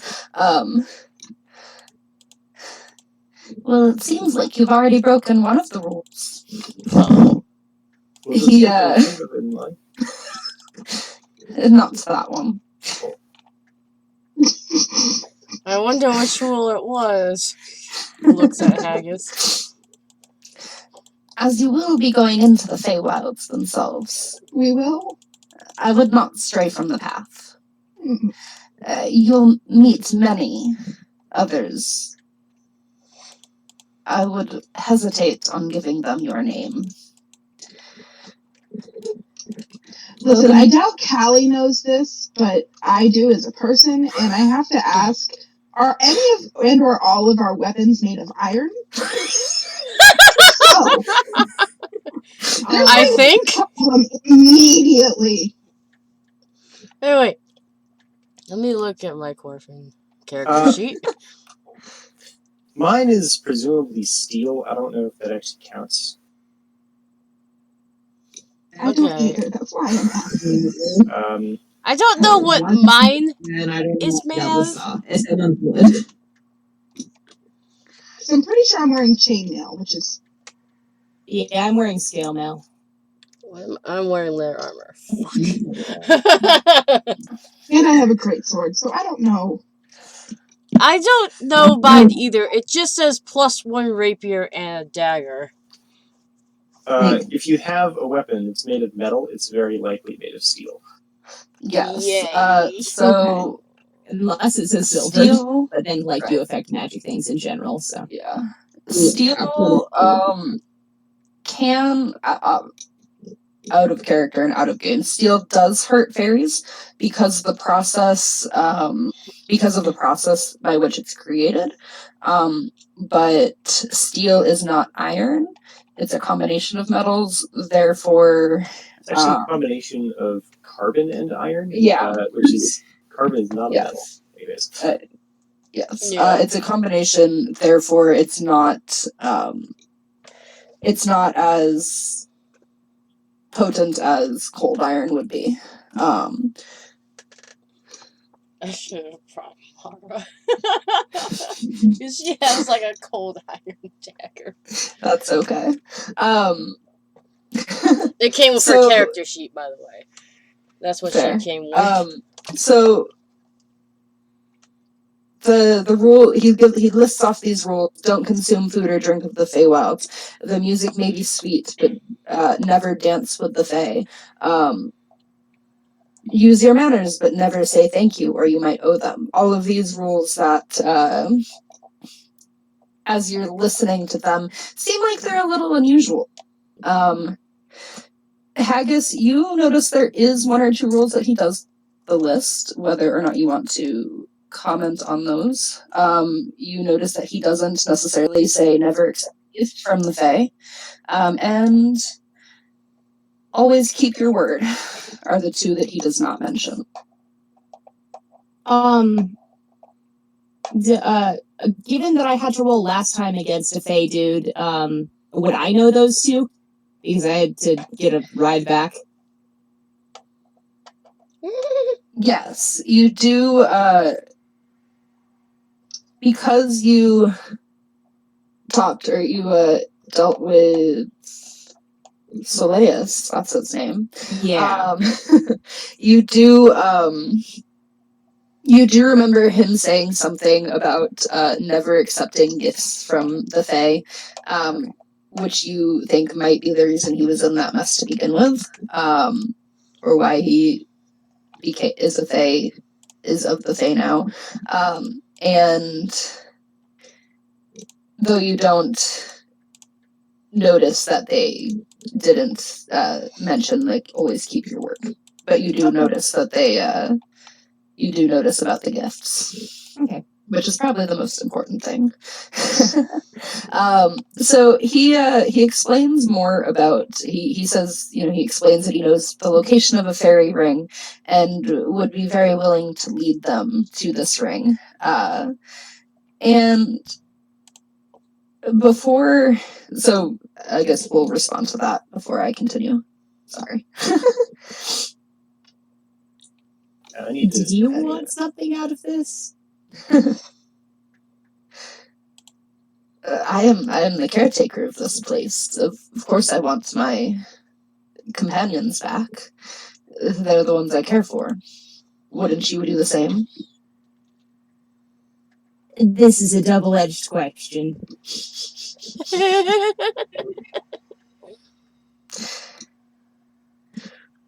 Inside check again. Okay. Okay, I rolled a 2, but I do a +6, so that's 8.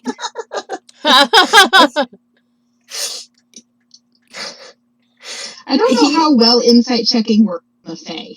Yeah, I mean, all things considering, he does appear to be completely truthful. Like, you don't think, knowing what you know of Fae, you don't think that they'd be so willing to have, that you don't know if they'd be so willing to want their charges to return if they weren't, like, he seems completely truthful. Yeah. So a dog. Oh, sorry, it's turtle. So yes, he does seem, as far as you can tell, he's truth.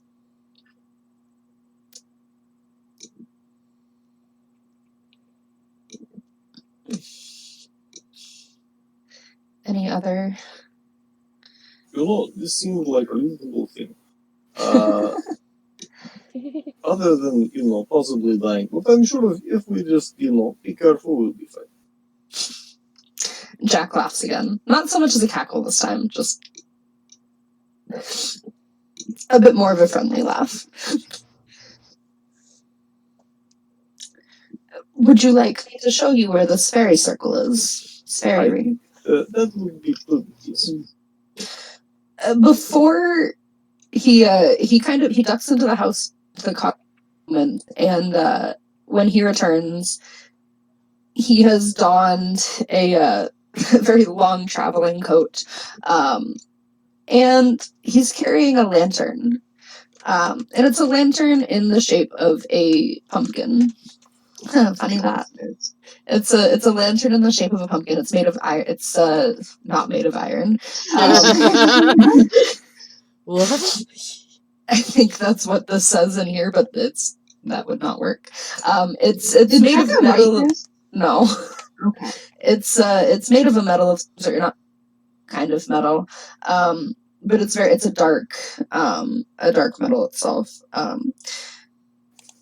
This is my own lantern. I would like it back when you return. Should you return, you can use it to bring the spirits back. Once I can only take you as far as the clearing. I cannot enter the Feywilds. There are varying reasons. You'll have to, but it's quite easy to find as you get closer to it.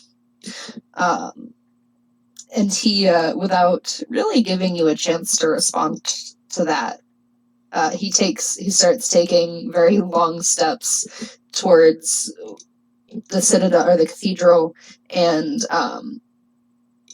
where you guess that the entrance into the woods is, into the forest. Cool. We're all gonna die.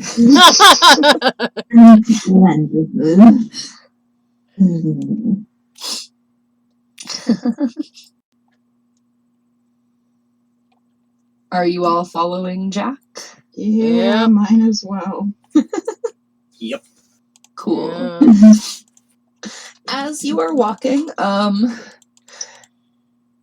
Jack is, as you're entering the tree line and the forest itself, you realize that it's actually very hard to keep eyes on Jack because he is very tall and gangly and almost tree-like in that he's very branch-like arms and limbs, and so a couple of times you almost lose him as you're winding through the trails.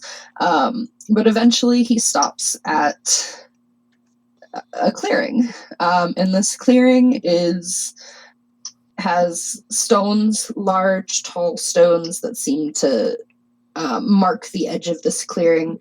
And as you peer into this area, you can definitely tell that there is something there. Though from where you're standing, still a little further back, it's you're not entirely sure what. Haggis, you, with your knowledge of the Feywilds and Fey, you guess that this might be one of the portals into the Feywilds. We're all going to die. Jack, Only if not careful. only if not careful. Jack holds the lantern out, offering it to whoever would like to take it. This is unfortunately as far as I can. I wish you well on your journey. And he waits for someone to take the lantern. Callie will take it. Callie will take it. As soon as Callie takes the lantern, no worries.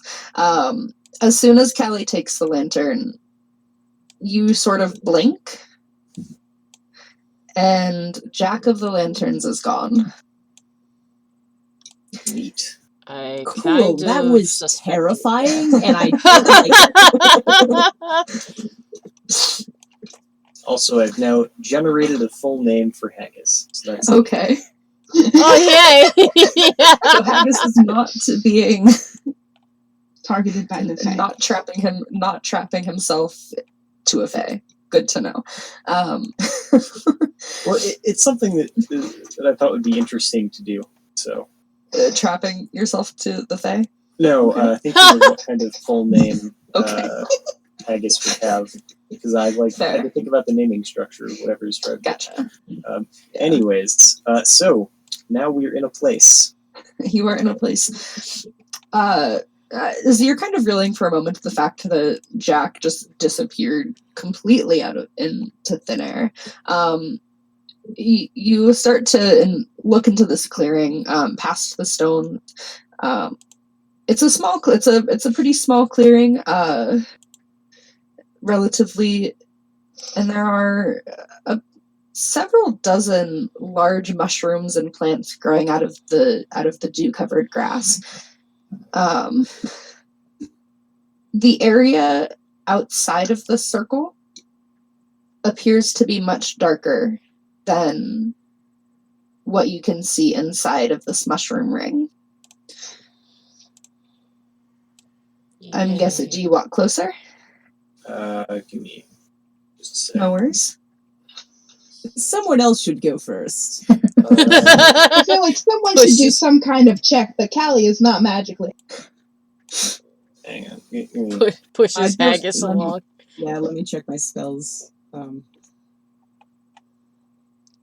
Haggis, not Haggis. I'm gonna Fuck. cast Mage Armor first off, but Okay. Clarfin walks closer. Corfin, as you walk closer, you notice the mushrooms are arranged in a ring, a circular pattern. It's about 15 feet wide, and the grass inside this area is much lighter, almost an emerald green, like a very bright, sparkling emerald green, as compared to the rest of the, as opposed to the rest of the clearing. Clarfin says, Okay. "This looks It's familiar."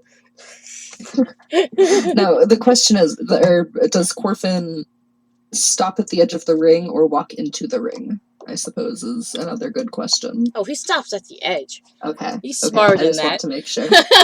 Yeah, I'm smarter than that. This sounds like a trap. Okay, cool. I mean, it's not actually trap. It is just portal. I mean, inside, like I can't really vouch for that much. But any particular entrance into Fae is not going to be like that much different from another. So it should be fine. I guess we'll then walk in. walk into the circle itself. Yeah. Okay. No, okay, fine.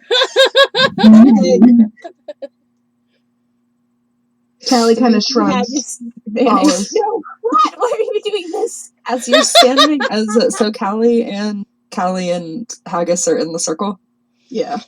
As you're standing in the circle, you're standing in the ring. Haggis, you notice at first the mushrooms at the edge start shedding small glowing spores.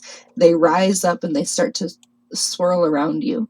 The trees, you notice, begin to age before your eyes, sprouting new branches and dense moss that seems to glow with the same emerald as the grass. The dense moss forms on the trunks that seem to be larger than they were before. The spores that were swirling, they stop and seem to float in place through the air. And you can smell the distant scent of pine and grass. And you can tell you are no longer on the mortal plane. This is fun. Oh, yay. We followed them. Did you follow them? Did you I also didn't. step into the circle? Okay. Yes, Corfin also They followed. fucking vanished. I'm not listening. So, Haggis and Callie yeah. are alone in the Feywilds. Hey, so, listen, I was hoping we could, like, make a plan before they walked in, and they just walked in. So, are we just supposed to follow them, or what? I mean, would you want to leave them to This is the fend most accurate thing that Callie has done all night.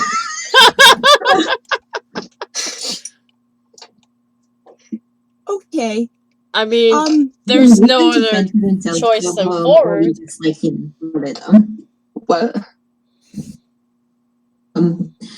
You can leave them to fend for themselves and go home, or follow them. Well, I mean, I wasn't gonna. I didn't mean to leave them. No, I mean, like, plan. This is a dangerous, literally another world, and they just walked in. Doesn't that bother you? Right. Kind of turn do you have? Okay. Fine, whatever. Okay, no plan. And Terrence goes and walks in the circle. Clarfin was the last to enter. He just basically waited for everyone to make up their damn mind. So, Terrence, as you circle and you stand there for a moment, you notice you didn't notice it before, as when Callie and Haggis disappeared, but as you step into the circle, you see the spores that are glowing start to swirl around you, and the trees begin to grow, and all of a sudden everything stops, and everything's brighter, and you as well are no longer on the mortal plane. You see Callie and Haggis are standing, probably, you appear in the same, like, almost in the same space as them. And, yeah, you... Hey, can we talk about these things next time? Like, just for the record? I mean, sure, but like, what are you going to talk about? Do you have personal experience being in Feywild? No, of course. Right, No. so what kind of genius plan are you going to come up with when you have no prior knowledge? I was going to suggest, who is it who is going to need protection? If there's only one spell, and I don't know, can you do protection against good and evil? I can, actually. Lovely, we've got 2 spells, and there are 8 people. 8 people. Fuck, how many I think you should perhaps count again. That's the sort of planning I was talking about. Fine, whatever, and I'm gonna move in case someone appears on top of me.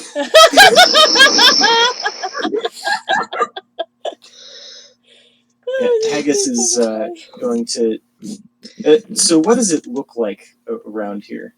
The Feywild. Wow. Sorry. That's okay. So you are in a clearing that looks actually pretty similar to where you just were. It's a very very tall trees. So the trees seem to be much taller and larger than what you're used to in the normal realm of living, or your normal plane of existence.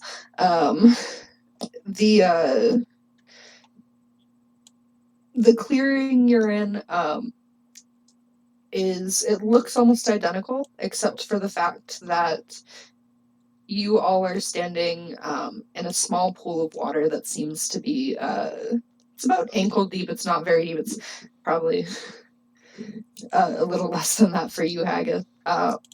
But it's not. It's a very shallow pool of water, and the water itself is very bright. It seems to gleam and glimmer more than water than water you've seen before.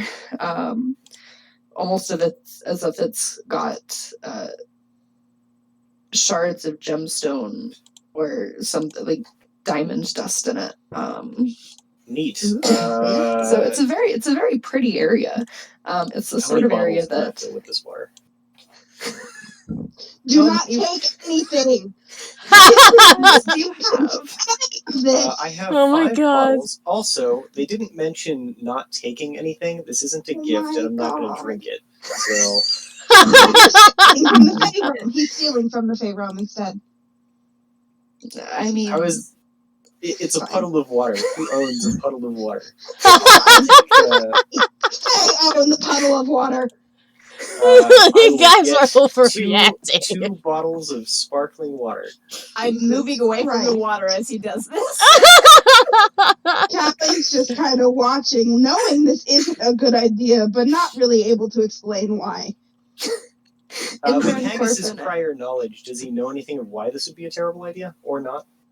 I mean, it doesn't. There's No you rules know against that it. you know that if you were to drink the water, it would probably have an effect on you, a not good effect on you. But outside of that, there's nothing that says you can't take things. Bam, Ah. got him. Still a terrible idea. Because it's not a gift. Yeah, it's just a random puddle of Alright. water. You're taking Slap that back into the pouch. Samples collected. Indra and Corfin, have you the Feywilds as well through the portal? Yeah, we walked in. Okay. I think I must have missed that in water. The pumpkin man mentioned that there is a road. We should look for a road. Pumpkin Pumpkin man. That's you know funny. better to snicker? His name is Jack. Oh, yeah, I'm I just suppose that. imagining how this is going to sound to whoever explains it to Zarian or anyone else. Callie's gonna have a lot of explaining to do. Anyways, hello back. Someone's like, you did what? Anyways, as you're looking around this clearing, you do notice there's a path. It's just a simple dirt path, but it seems to be one of the only, it seems to be the only actual valid path through the woods. And as you're looking down this stretch of pathway, it does seem to be a very straight, linear pathway, and you can see what you're guessing to be the edge of the woods. Yay. Suppose we follow that path. So Callie still has this lantern. Can I assume that he's hung it from his belt or something? Is it small enough that he can do that? Yeah. Okay. For Callie, it's probably a pretty normal size. I mean, it's a normal size. I'm saying normal size lantern as I have a lantern hanging in my room. But I realize most people probably don't have lanterns hanging in their room. But it's it's a pretty basic. It's a lantern. Yeah, I got you. It's a lantern. It's not very large, despite the fact that it probably seems a lot smaller when Jack is carrying it because he's such a tall individual. But you can hang it from your belt, yes. Okay. Are we walking down the path? I guess we're walking. I assume person with lantern go first, yeah? Callie's down. Callie doesn't actually give up light. Yeah, but Callie's guiding the way. lantern needs to hold it. it's- Fair.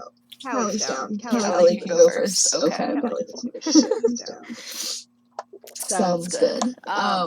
You walk down the path. It's a pretty quiet path. Surprisingly, you all seem to pretty scanning around, trying to see if you can, keeping an eye out to make sure things don't jump out at you. But it's a pretty quiet path. And as you reach the edge of the forest, beyond the boundaries of this woods is a castle. It's a modest-sized castle. It was once likely a stronghold. There are towers that are broken. It's not, the upkeep has not been good. There's a lot of the stone has cracks and partially collapsed portions, and it sits atop a hill with 3 sloping sides. What's the first side? Well, you can only see 3 sides. That's fair. The other side of the hill is the back side of the hill, and you cannot see it. I'm assuming there's a back side to the castle. Assuming. Good enough. Maybe. You see as you walk closer, as you kind of stop at the edge of the clearing, or at the edge of the woods, buildings run along the north and west sides of, you can see windows along the windows and buildings, roofs from poking over the walls on the north and northwest sides of Courtyard Castle itself. The main entrance stands before you. There's a large gate that's closed, but there's no one standing outside of the gate. There's no guards as far as you can see. What would you like to do? Callie kind of turns back to look at the group. Get a consensus. Well, I think we did not road go that way. It's supposed to follow road. Continue on. Oh, this isn't the end of the road. This path that you're on, as you're looking at it, it seemed to connect eventually up to the main path leading up to the main entrance of the castle, but it's by no means like a main, like to a what you can sort of tell is a brick road. Is it yellow? Is it No. yellow? It is not. God damn it. You wish. The castle is not green either, nor is it made of emerald.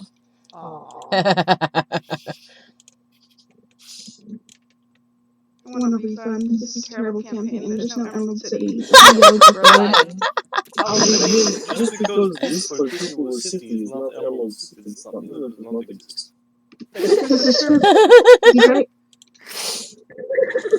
Okay, that's really funny.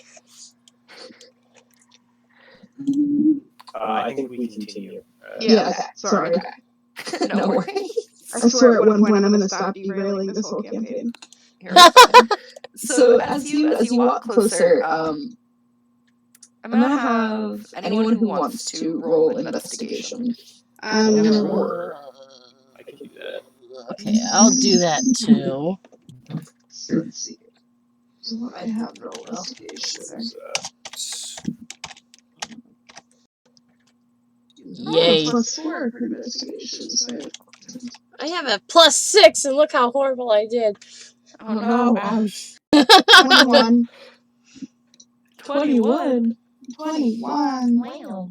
Wow!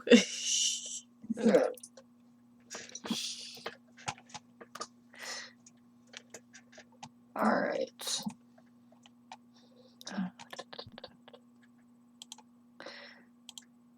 Callie, as you're walking, you're in the lead, so you're kind of the first to notice it.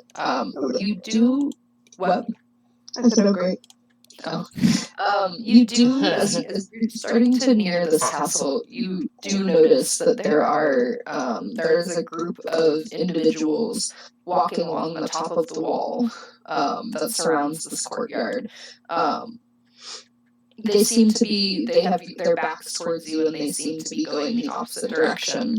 But they do seem to be wearing armor. And it does appear that there are guards along the wall. Let's see. You also hear, while you don't see them yet, you do hear music coming from the courtyard itself. It's very fine music, sort of a ballroom type, what you would dance to if you were doing ballroom dancing, that type of music. And it all seems very... There's not much variance to this music, it just seems to be the same sort of, like, if you were playing it on a CD player and it was stuck in a loop. Interesting. Yes.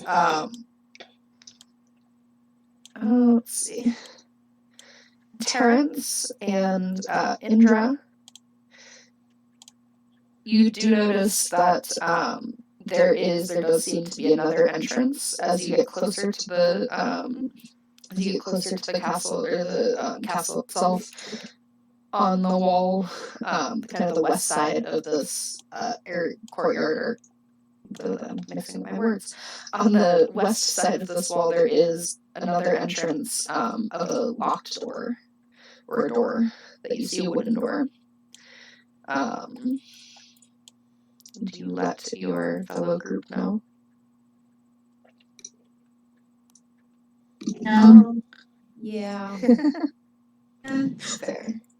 Okay, the question I'm gonna just kind of point at it and say, so are we going to go stealthy and sneaky, or are we just gonna walk in the front door? You know what Haggis is going to say. Actually, does this look particularly summery or particularly wintry? There really isn't much. I mean, it's a dark stone castle. There's from there's that like distance. nature around it, right? Yeah, it's a very green area. Despite the fact that there are two different courts, a winter and a summer court, there's very little difference in how the Feywilds appearance-wise, between the two areas. You do notice about this is something you would have noticed about the guards. They are wearing white or blue and silver, which, while you probably don't know this, but Haggis are the colors of the Winter Court. I convey this information. So, it would make sense if we are, supposed to be dealing with Winter Court. Now, there are two ways we can go about it. Either we go and we ask for the deck, which dealing with Fae is actual possibility. It just means the price might be kind of steep, but stealing from Fae might be a poor idea if we try to go in back door. I agree. I don't think that we should try to screw them over. Yeah, that's not gonna go well for any of us. Yeah, Fae is particularly good at screwing you back, so.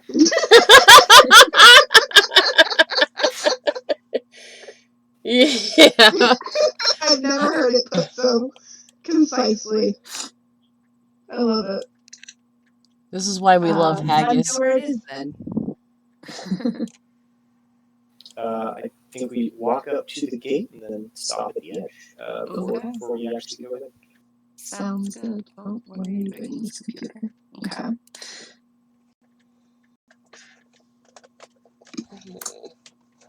You have a thing.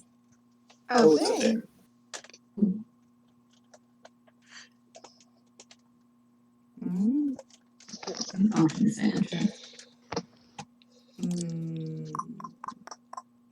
Is there anyone, so there's people on the wall? Yes, there's guards on the wall.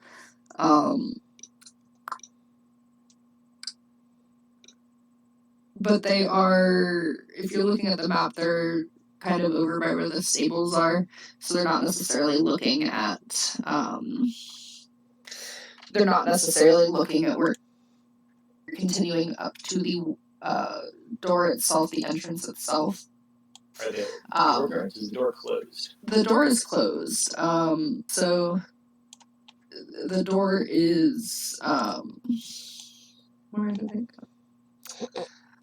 It's closed with a large gate, but there are no guards. So you can, as you get closer, you can see through the door. As you do get closer, you do see the individuals within the courtyard are well dressed in fancy opulent gowns, suits of bright colors and shimmering fabrics and that sort of thing. They're constantly moving, constantly dancing, or they seem to be, those who are not dancing seem to be in constant conversation with another. Though as you continue to watch them, they all look exhausted and miserable, despite the fact that they don't seem to want to end their conversations or dancing or movement. As you step closer to the gate, one of the guards on the top of the wall, he had turned back around and he does appear to see you in the blue and silver armor that they're wearing. You can see as he kind of storms closer to the edge of the wall, he carries a long sword, and they carry a rather crude-looking lantern. And from where you're standing, you can see that there is a flame spirit within, who's slowly dimming, almost as if it's dying. Oh, that's unfortunate. The guard sees the group of you. You there, what are you doing there? Who are you? Now, answer to first question. We are trying to gain entrance so we can talk about local spirit problem in material plane. The guard blinks slightly.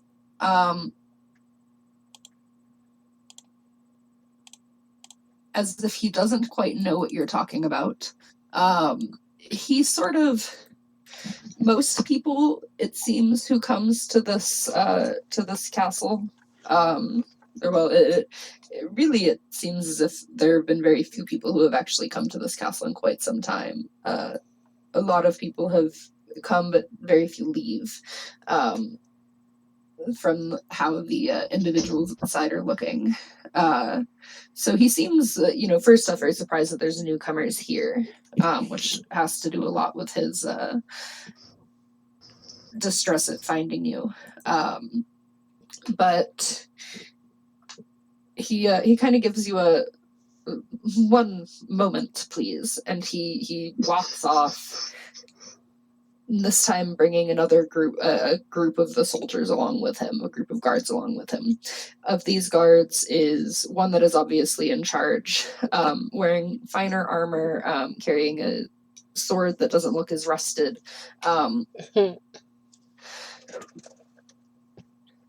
What do you mean a spirit problem? You see, there is tree in material plane. That is, local tradition and thing, has lots of spirits in festival and all that mumble jumble. But apparently spirits from there are not there anymore, and that is problem for them for some reason. So we are supposed to fix it. Callie kind of nudges nudges Haggis and is like, also there's been a changeling problem with children. Continue. No, that's pretty much That was the extent. Fair. As soon as they hear the word changeling, the guard, the head guard, turns their eyes onto you, Callie. Oh, great.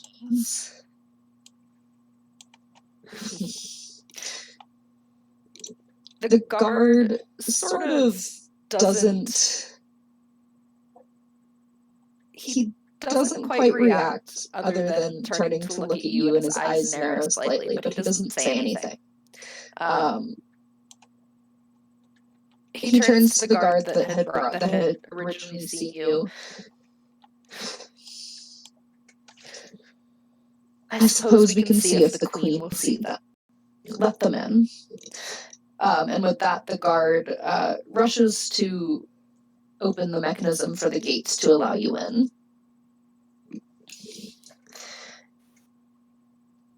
Well, I'm going to whisper kind of under my breath at everyone, how do we expect this to take about 10 minutes or longer? I'm gonna go longer. This is the Fae. Okay, I'll wait. The gate opens. Oh, sorry. I was going to say walk in. Fair. The gate opens with a clang, and you step into the courtyard. As you step in, you can see there are dozens of fairies dancing. Servants are running around, and there are many of these servants that are wandering with trays of food and drink served. Despite the fact that you are all very obviously not Fae and an unusual group, you find that nobody, save for the guards, seems to pay attention to you. The fairies that are here all seem to be in a trance-like dance, and they're not. They don't react. Please leave your name and number. Exactly. As the guards lead you through the center of group, or through the center of this courtyard, and one of them does bump into one of the a group of dancers, and that's the only time that you really see these dancers and servants react to anything, is if someone specifically engages with them. There are many doors leading into what you assume as different areas of the castle, different chambers. Though the guards lead you up a set of stairs, close to it's close to the cellars now that I'm looking at the map. I thought they were on the other side. But a set of stairs near the entrance. The door to the door they lead you to is made of heavy dark wood. It's carved very grandly. There's lots of little detail in it. The guard that was leading you, the head guard turns to Callie, who still kind of is in the lead, but addresses everyone. Queen Zenith is. I will see if she's willing to talk, I suppose. Wait here for a moment. And he opens the door and slips inside and is gone for he's gone for about 5 minutes or so. The door is very heavy, so you can't hear anything on the other side of it. What would you do in that time? Can I look at the dancers and see if any of them look like that little kid that we are... Sure. Oh yeah, I forgot about that little kid.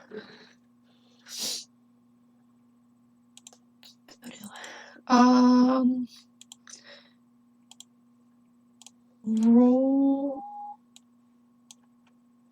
I don't know if I want to.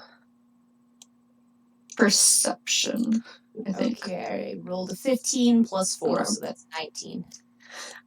None of them look like the child that you're looking for. All of the dancers appear to be varying members of the Fae. You see fairies themselves, you see hobgoblins, just all manner of individuals, high Fae, goblins, that sort of thing. All sort of there's many individuals, but none of them look none of them look human, and none of them are young, as young as this child was. I would examine the detail on the door. Okay. The detailing on the door, and I'm going to give this to you because you rolled very well on knowledge of the Fae. The door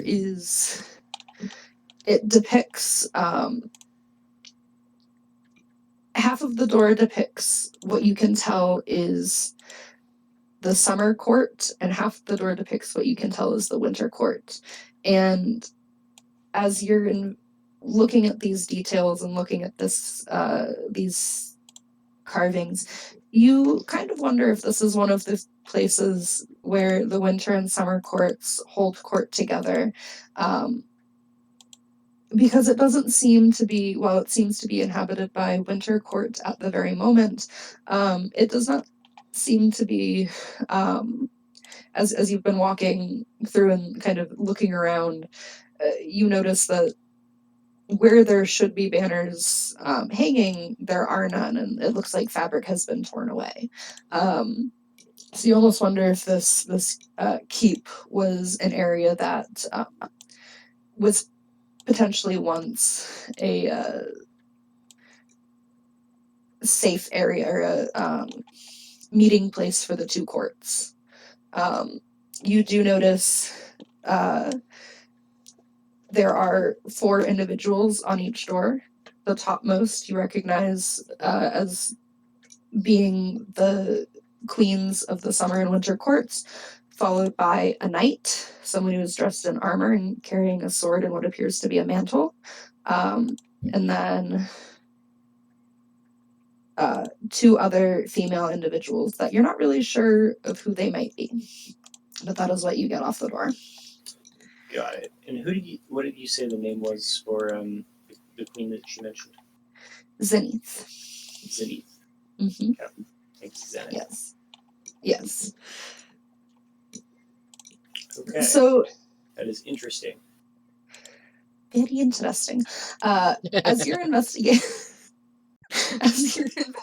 the door, the guard comes back and he like pushes open the door and the doors swing outward. And very nearly hits you in the face with the door, but he seems to, like, as he's peering out, he grabs it so it doesn't actually hit you. And he kind of motions for you to back up so he can open the door further. Queen Zenithus is willing to talk.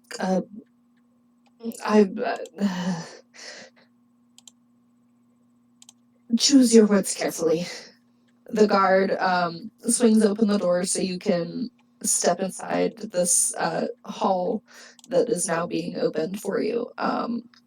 If it hasn't already been said, I'm gonna say it now. Someone who's not me should be the one talking. Just to be totally clear, I don't wanna say volunteer anything. Haggis. Haggis walks in. Cool. Haggis walks in. Haggis seems to be the smooth talker. You notice that as you walk in, the guard makes his escape. And as you all step into the room, the door closes behind you. This room is a large lounging area. You've seen very little of the castle, but from what you can tell, it is the most lavishly decorated and the most well taken care of area. Along the far east side of the hall is what appears to be living areas. There's the queen's bed, chamber furniture, that sort of thing. What appears to be a wardrobe that's partially open, and you can see the glimmer of fabrics and fine gowns and things of that nature. There are many areas that are just tables filled with lavish meals, lavish foods, and servants wandering around with drinks, and you can see there are many people gathered here, and in the center of it all is a table of stone with varying runes, and these runes seem to be glowing slightly, and everyone they seem to be glowing slightly.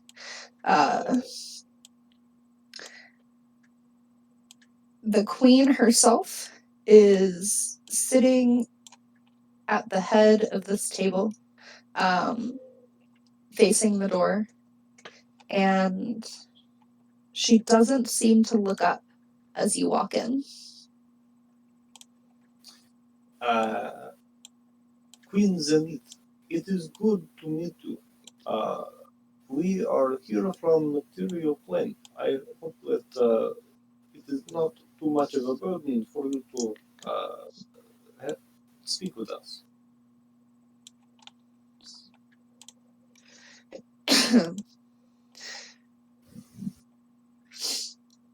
Is there no response?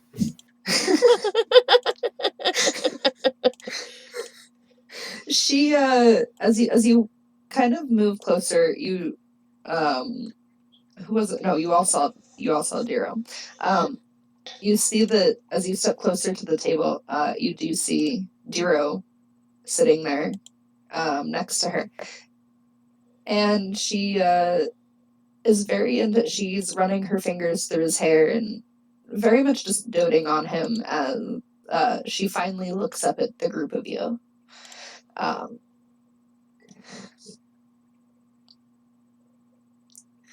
So it seems Jack has finally decided to send someone. That is accurate. She looks at you with such a look of, like, unamusement at that.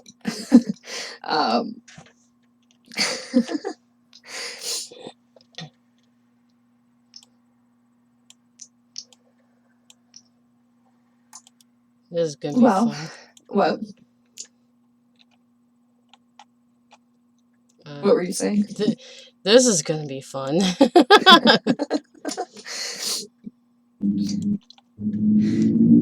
If you found your way here, then you can go back and tell Jack that I will be keeping the spirits here.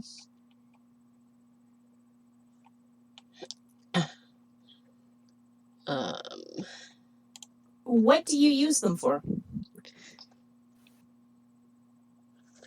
At that, she turns specifically to you and sort of eyes you slightly. What would a human want to know that for? Excuse me, what would you use them for? She ignores that completely. This is gonna die. This is just gonna die. She, you can get from her that she quite obviously believes that the rest of you are below her. She as queen she doesn't need to do this. She's more interested in doting on her stolen child. And is even paying more attention to other individuals in this room more than she's paying attention to you. Wow. I honestly feel that souls should be allowed to pass on or stay where they choose when they die. It's kind of their right. They're dead. I thought we weren't letting Terrence talk. Yeah. Oh, yeah. No. Zenith looks back at Terrence. Oh, but my dear child, don't they make such beautiful decorations? They're so lovely in this place. She has a point.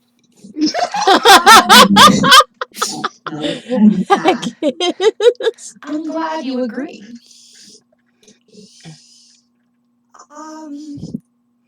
No. Politely, I disagree. That it's a little bit strange. Politely, I'm never for politely, no.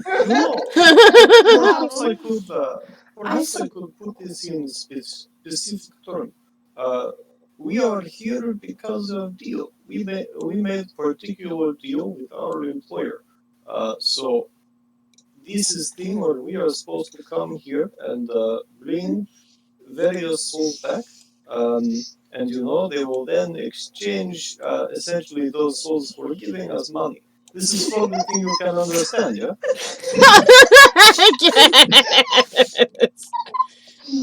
She leans forward. She puts her hands on her. She rests her chin on her hands. Oh, this is. It's not from the server. Okay, never mind. It's not important. She rests her chin on her hand. Well, I suppose if you so dearly want these spirits back, you could have them and the boy in exchange for one of your own. Uh-oh. Well, I'm gonna nudge Agus is Agus going in to the back. put a hand on Terrence. No, not Haggis!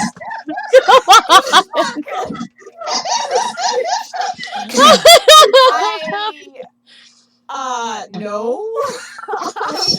It's also gonna nudge Haggis and be shake his head a little bit, no. Don't No, even. no.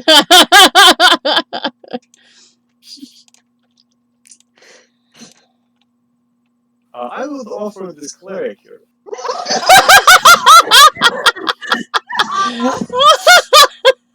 I don't think you have the right to offer me. I thought you weren't supposed to talk. Excuse me. The queen stands, and she very delicately steps around the stone table. Oh my and god. Walks up to Terrence and sort of, Oh god. grabs their chin and looks at their features. Well, They are incredibly pretty young. uncomfortable. like blushing, like it mad, and trying not to pull out his sword again, but like doesn't resist. Oh god. Pretty soon as she's done that, she drops your chin, and turns to the rest of them. Or, I mean, you could all stay. No thanks. I'm good, thanks though. No, see, when having you already like offered things, we can't just like then raise stakes, you know. Haggis, You have you're not helping. What you can and can't do. realm and demand things of me. Not actually demanding. I'm just pointing out that you already said that you would just take the one. Like this seems pretty straightforward. No disrespect. Haggis, for the love of God.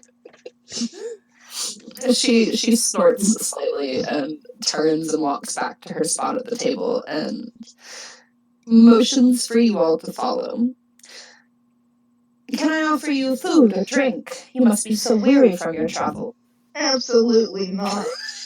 You are capable of offering, but I will not accept. Please sit. She ignores that,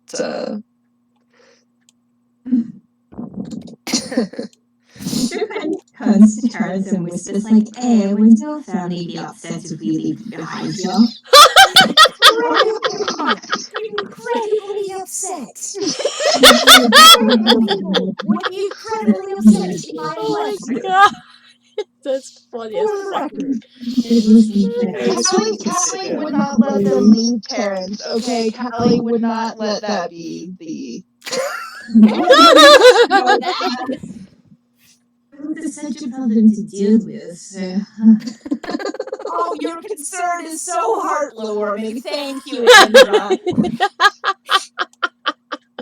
If Callie wouldn't have a Manticore training buddy. And that's just not true. Oh no, I lost the thing. 1 second.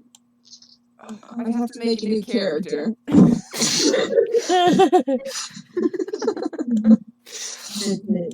Not sleep. She's, as you all, who's taking a seat at the table? Haggises. Haggises, anyone else? Callie's gonna Quarfin. stand right behind Haggis at his shoulder. Okay. Quarfin's sitting. Corfin sitting. The queen, as some of you sit and some of you continue to stand, she gets a rather faraway look in her eyes.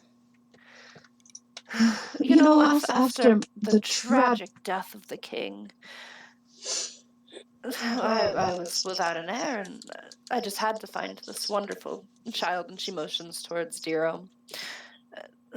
You know, this festivity, this party itself, it was the last of the things I still have from my husband. He had decided to throw a grand festival, a grand festivity that would last forever. And she sort of she doesn't really give you much more information than that. And she seems at that moment to be kind of lost in memory. You know, perhaps I assume that like the spirits are supposed to be like glowing lights and things that go around the tree. Yeah. You know, we don't really need the kid for the festival. If we could just like work a deal out with the spirits to let the Callie festival go puts on, his this would hand still work. over Haggis's mouth Oh before he boy. can get out that entire statement. I'm going to like hold your hand away from my mouth. I mean, that's better than licking his hand. That's Callie Oh. wouldn't give a fuck if he licked his hand. For you to assume. Oh my god, you guys. Look, I am just pointing out that like job is not to bring back children. Job is to like keep festival going, right? The child is important.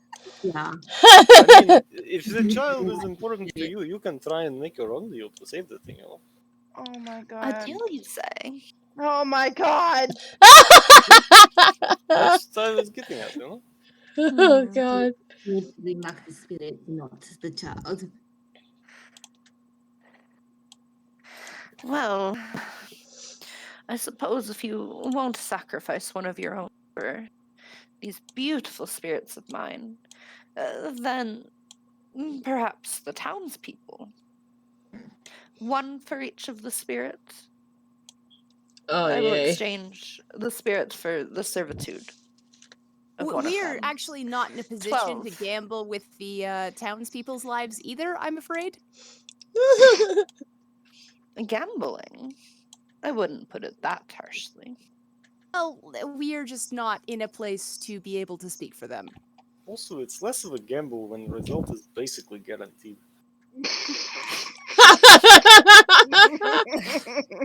That you can. She's starting to very visibly become annoyed with you all.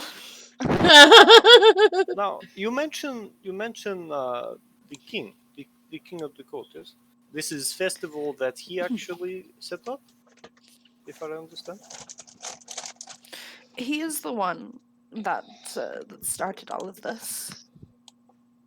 Now, I can offer you something. I can offer you memory of the king that if he started this, perhaps he wanted to continue. That seems like a good part of keeping his memory, yeah?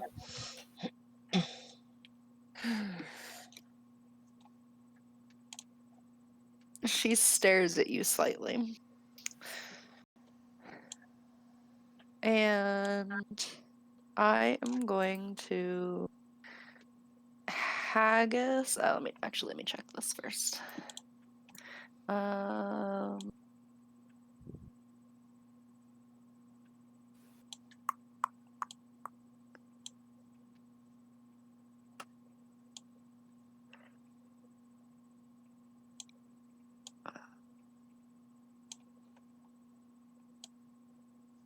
There we go. Pass.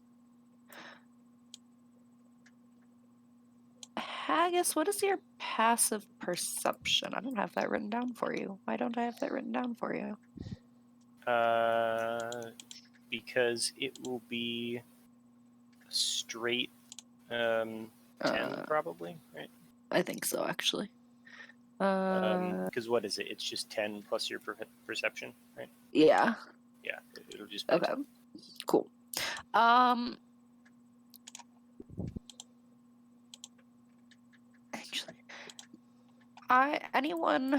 so Haggis, you're talking to the queen. Anyone who wants to roll perception. Callie will. Let's see, hold on. Callie will. Perception. I'll roll Check for it. my. Okay. Yeah. I'll roll Aaron too. didn't roll well, so. Persuasion, persuade. Oh. Shit. All the P's. There's so many P's. Okay, I have +2. 9. Don't. 9. Oh no. I got a nat 20. Hey. Natural one. Ouch. Well, this is the total, but look at the roleplay bot channel. Ouch. Oh no. I'm sorry. Ugh, the dice hates me today. Oh no. All right. So, Callie, you had a natural 20. Yeah. And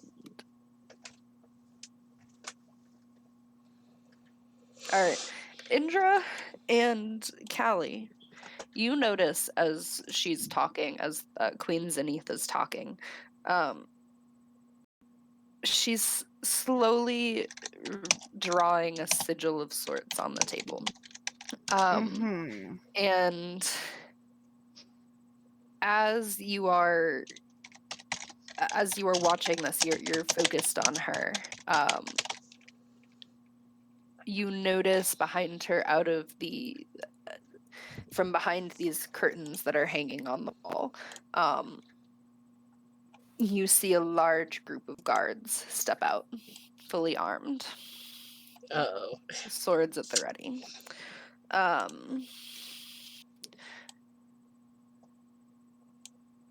Are you sure we can't work out a deal?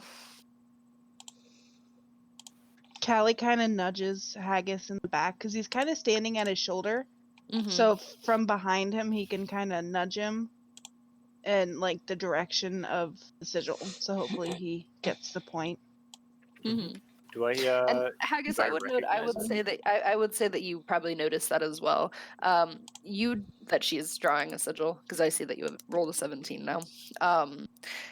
You don't recognize the sigil itself.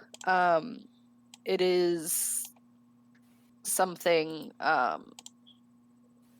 What is the language of the Fae? Sylvan, right? Yeah. I don't think you. Yeah. Is that one of Yeah. your languages? Nope. No. Wait. So you do not recognize this. Does anyone have some? I don't think so. Damn! I really wish I would have had my cleric. Nope. She knows Sylvie. Well. Well, parents will put as well. That sucks. So it's you don't recognize it, but you know she does. She says, you know, her. Are you sure we can't work out something?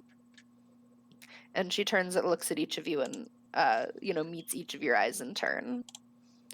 And one hand is still gently brushing through Diro's hair.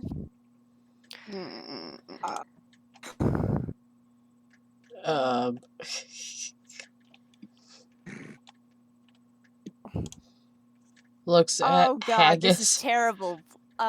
Okay, if the silence stretches, and this is only if the silence stretches, Terrence is going to cast protection from good and evil on himself. Okay. And that is protection from Fae Okay. as well. And he will say, if you release the child and the spirits, I would be willing to stay here. That's a bad idea. Okay. Her eyes stop on you. And for a moment she considers it. And you can tell she considers. She tilts her head and she watches you. And with her free hand, she raises her free hand and waves at the guards behind her. And we are going to roll for initiative. Yeah. Uh-oh. Not great. Oh. Oh, that is not a good roll.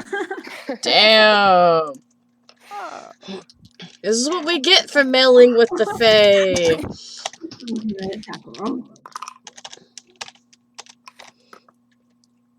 Oh, wow. That I dropped all my dice.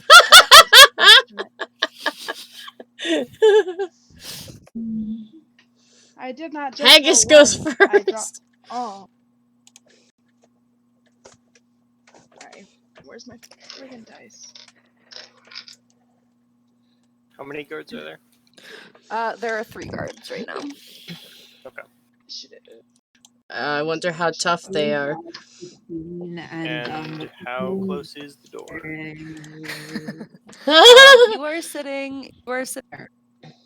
You're sitting at, if you look at the map, we're in the Hall of Glory. I never actually said that we were in the Hall of Glory itself. You are sitting at that main table round thing in the center of the Hall of Glory. Yep. So we're on the second floor. Yeah, we're on the 2nd floor.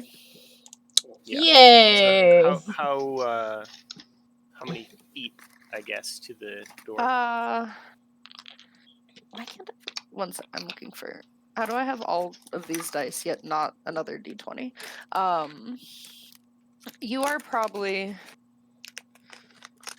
maybe about, I'd say, probably like 10 or so feet from the door.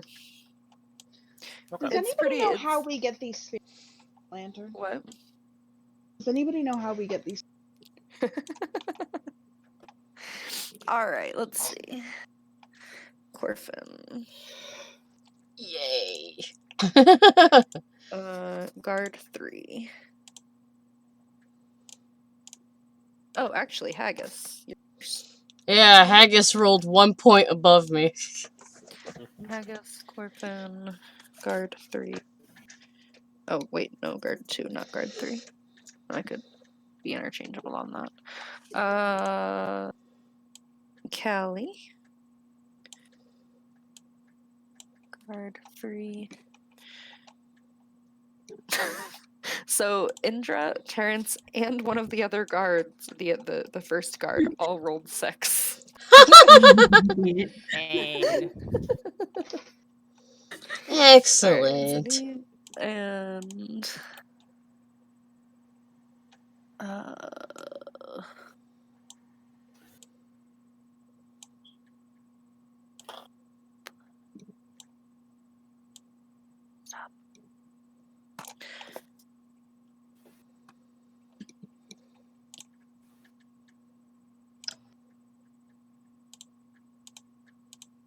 all right, and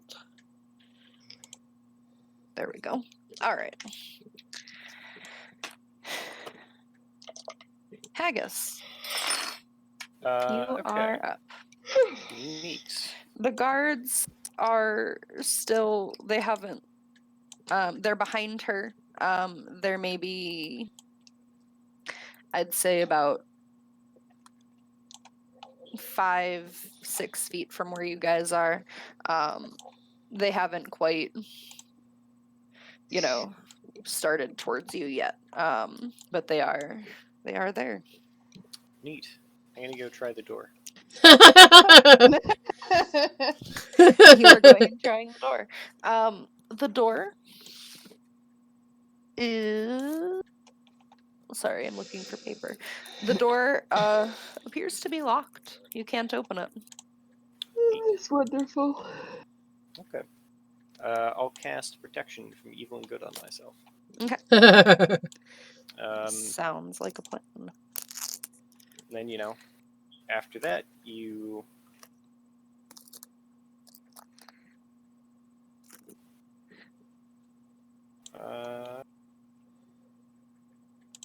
Yep. Well, it looked like we are looking. So how unfortunate. How unfortunate. To the center of the room. How unfortunate. Yeah. All right, that's the turn. Cool. Corfin. Don't know what to do. That you could attack one of them. Yeah, You could attack the queen. Oh god, that's a bit treacherous. I mean, she's not your queen unless you're secretly Fae. No, I'm not. I have, according to Dark Elves and shit, I have Fae ancestry. Fair. So, I think... This is kind of a ballsy move. I think I'm just gonna attack the queen. Oh my god. Okay. I mean, yeah, why not? What? Why? Oh, yeah, escape. But like, I'm going to cast a Scorching Ray on the queen. Okay. Which remember, I have a pact with Fiend, so I can do that. Okay. And I'm going to roll in the roleplay butt thing. And that is a 21. Okay. Are you are they all... Are you throwing them all at the same target, all at the queen? No, they're gonna spread out. So it's like hitting multiple targets, I think. Okay, which target specifically? How many targets can I get up to with I this think you Scorching have Ray? 3 rays. 3 rays, so the queen is gonna be the one in the middle, and then a guard on either side. Okay. Doesn't matter which. And let me look at my iPad. What's the damage for Scorching Ray? Scorching Ray. It does hit. Actually, Royal Guard. It hits them. Fey Queen. It hits them. Wow. The guards have a higher armor class than the queen does. Not surprising, since they are guards. What? So it hits, all of them hit. And you are going to do 2d6 fire damage. I just looked it up. Alright, right. So.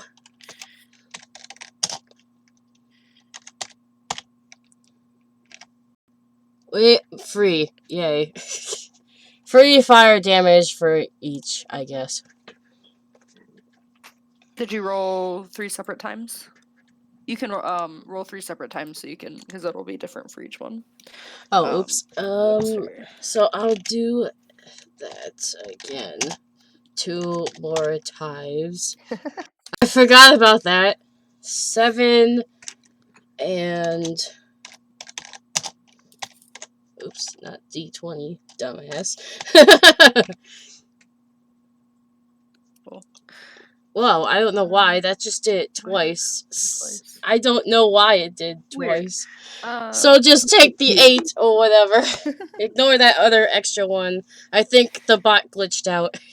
No worries. All right, so it does. Each of them hit. As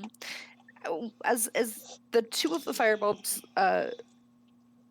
launch themselves towards or as you launch them towards 2 guards on each side of the queen, they weren't necessarily expecting fire so early on. It does hit them. One of them, attempts to bring his shield up to maybe knock it away, but it doesn't quite work. It catches them on the arm. The queen herself is very angry that you have done this. Hey, decided to attack us. Kind of brought it on herself.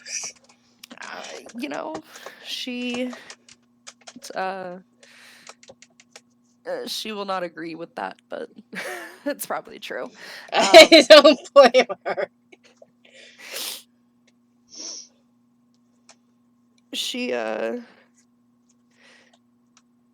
It doesn't seem to do quite a lot with her. It definitely hits her, and but she just she almost waves it off. But the fact that you attempted to attack her, that you did attack her, has made her very. She's not happy with you. We're going to die. Oh shit! I forgot about the kid. Where's the kid? Callie's plan was to go for the kids, so.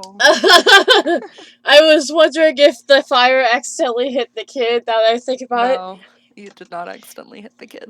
Okay, thank God. That would have been awkward. That would have been terrible. Yeah. And probably would have been bad. Which brings us to the second guard. So the guards are, you have one to the left of the right of a few paces behind her. So it's in order of that. So the one on the left is guard 1, guard 2 is behind her, and guard 3 is to the right as of right now. Excuse me. What? Nothing, never mind. Oh.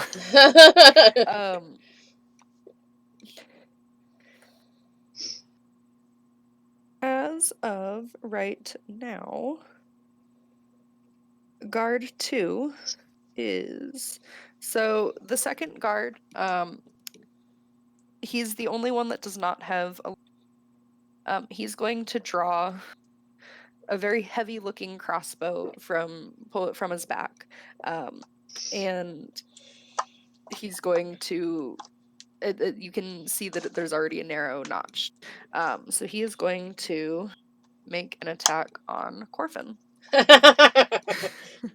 because you attacked his queen. I regret nothing. So far. Let's see. So far. 12 to hit. Which I think you have a 14 armor class, right? Yes. Yep. So that does not hit. All right. So he shoots this crossbow, and he's like standing pretty directly behind the queen herself, so he like kind of has to not hit her, and that kind of knocks him out of balance, evidently, as this bolt goes past you, whizzes past you. You can hear the sound of beep. Yeah. Which brings us to Callie. Callie. Callie. All right. Go get the kid. How close to me is the guard? Is which guard? The closest. You're standing behind. I was behind. Still about like 5 or so feet away. They haven't really moved quite yet. The fire, like, probably set at least the one closest to you back. So probably still about 5 feet or so. And Haggis is sitting next to the queen. I went to the door and came back. Oh no, you went to the door. That's right. I forgot you went to the door. Well, he was sitting next to the queen, so he was also sitting next, pretty close to where you're standing. You were pretty close to the queen and Diro as well. Okay. How about the kid? Where is the kid? Right next to the queen. Okay. Yeah. Right. So I'm going to attack the guard closest to me with my sword. Okay. And attempt to disarm them. Okay. Oh, yay. So 17. What? What did you say it was? 17? 24 to hit. That does hit. Damn. I assume a 24 hits. Because I had a 17 plus 7. Okay. Alright, 2d6. Damn. 9 damage, and then make a strength check to see if they disarm. Throwing dice. Oh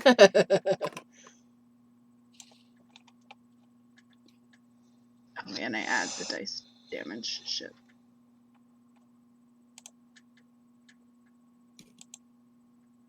Uh, 15. That matches the DC, so I don't know if it gets it.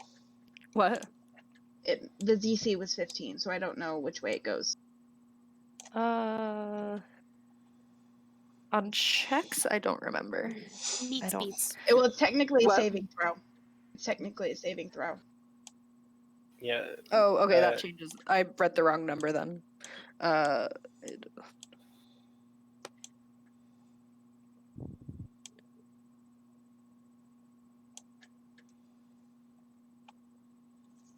16 was the save on that then. Yeah, I was reading the wrong number because I'm looking at a weird stat block that doesn't have things labeled. All right, in that case, they do not get disarmed, but they do take an additional 7 damage. Okay. So this guard, you have rushed them and gone after them with a sword. You have a sword, right? Yeah, it's a great sword. Yes. They do not seem to be maybe weren't quite expecting this dragon to come at them. Dragonborn aren't quite seen in the Feywilds, or at least not in this area of the Feywilds. So you being much taller than they are and much larger than they are, bearing down on them, giving them just enough time up their weapon and try to push you back. You do hit them, but you obviously are unable to knock their weapon from their hand. But they... Hashtag I tried. That's okay. There we go. That's what you have. Sorry, I was writing something. But so you are now up closer to them, and that is... Yeah, I got the right one. Okay. The end of your turn, unless you'd like to do anything else, which I don't know if you can do. No, I don't have anything else. Guard 3, which is the one on the left. Yes. No, the one on the right. Yes, I know what I'm doing. The one on the right is...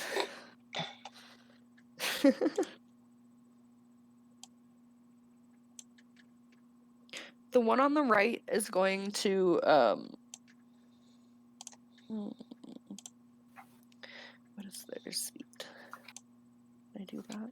I can. So the one on the right, or the one on the right is going to move towards Callie, you and the guard that you are currently engaged with. And they're going to make an attack against you with their long sword. And they have...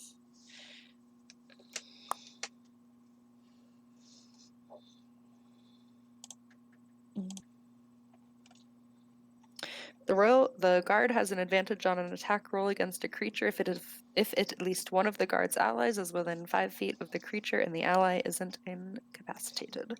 So This is they're fine. going to do that. Wow. Well, lucky you. Why? They rolled a natural 1. They rolled a natural 1 and they rolled a 2. So Callie laughs.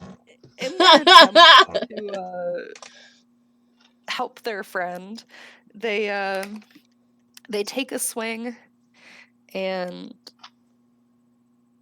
whether it's just the sheer size of this dragon that they've decided to dragonborn they've decided to attack, maybe they're a new guard, who knows, but they take a swing and hit their friend. Oh no, that's worse.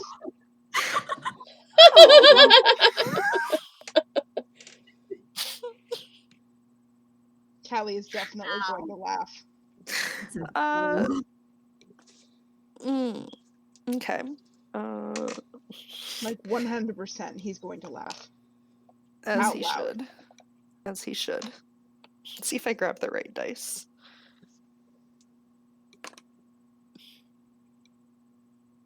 Alright. 8, 9, 10, 11, 12, 13.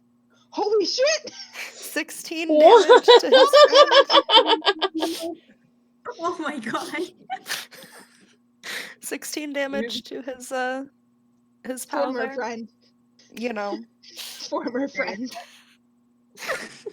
So yeah. That is that.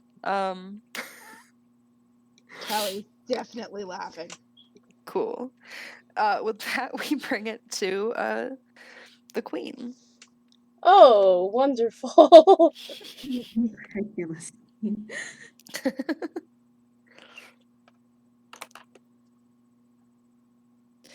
The queen is going to she's standing now. She has gotten up. She's standing now, and she is she starts drawing sigils in the air, and as she does this, I have a bad feeling. a bright twisting pattern of color appears in the air, and it's constantly moving, constantly it seems to never stop, and it's there for just a moment before it vanishes. Did she just cast prismatic spray or something like that? No. I need everyone to make a wisdom saving throw. Is that being charmed for chance? It's hypnotic pattern. So it is charmed, yes. Okay, neat. I can't be charmed. Okay. What? I also can't be charmed. Protection Okay. from good and evil. Sounds good. Oh, that's right. I forgot you to. I need to mark that down. You said a wisdom save? Callie's Yeah. Alright. Here's hoping he doesn't get sent against y'all. That'll be. I rolled an 18. Wait. Fuck. Okay.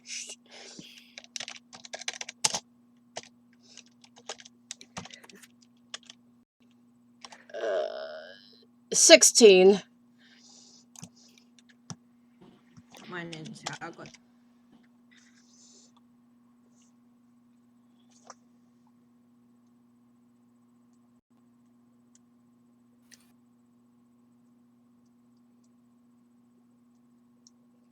All right. So it was. Oh, you have all the numbers there. Okay. What was yours, Vrissa? Oh, sorry. I should have Callie? wrote No it. worries. Shit. What did I roll? Does anybody remember what I rolled? Did you say 16 or 15? It was one of the two. I was Let's reading something. pick one. Thought I Pick heard your favorite. 17, but 17 works. We'll go with 17. I I'm so rolled sorry. a 16. No worries. All right. Let's see. Indra, you are safe.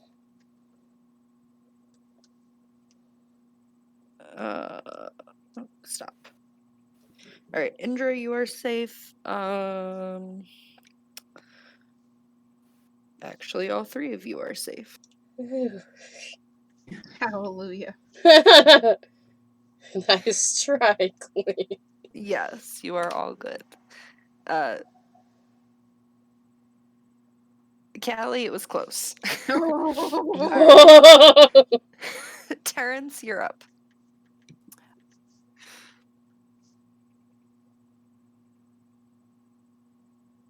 How close am I to the kid? You are, there's a large stone table between you and the kid, between you and Diro. I would say it's about, like, again, maybe 5 feet or so. It's not a very large round stone table. You could Okay. easily go around the table and grab the kid. Yeah, I'm gonna go around the table and I'm gonna grab the kid and I'm gonna yell, Okay. "Everyone, you see where the door is? No, actually, is there a window? Not that you can see. There are, not that you can see. There are other doors that you can see around. But Cool. Is the the door walls where all the seem to be. What? Bleh. Is the door where the guards came to? Is that open? So the door that the guards came through is hidden behind a piece of, like, fabric. So you cannot see that door. Okay. How much can I talk for a free action? How much do you want to talk for free? Does anyone think they can break down the door?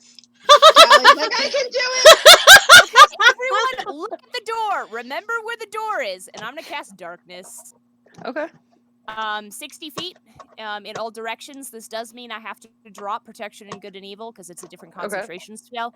I'm going to scoop up the kid because I already was next to him, and I am going to run towards the door in the darkness.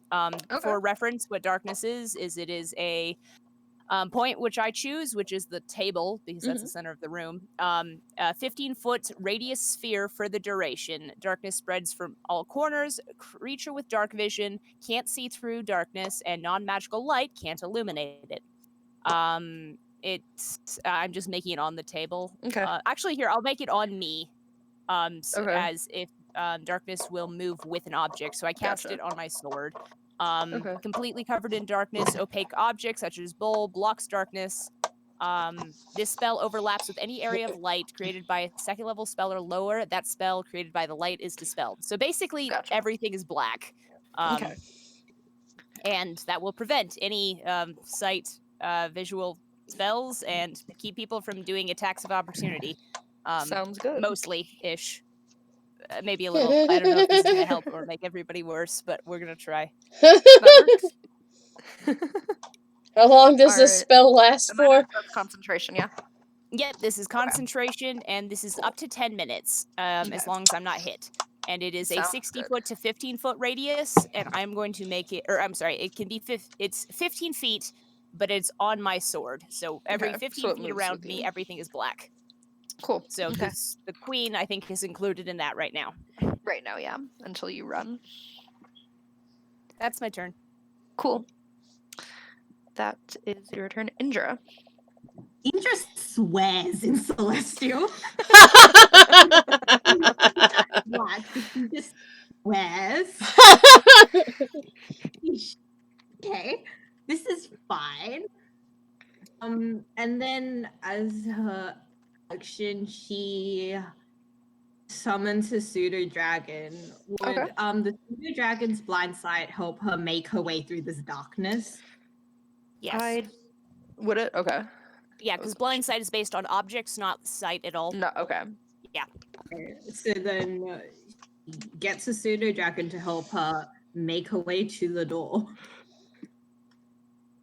Yeah, if somebody Sounds else good. wants to try and break it down before Callie can get there. Shove. Wait. Corfin starts And shoving then- haggis.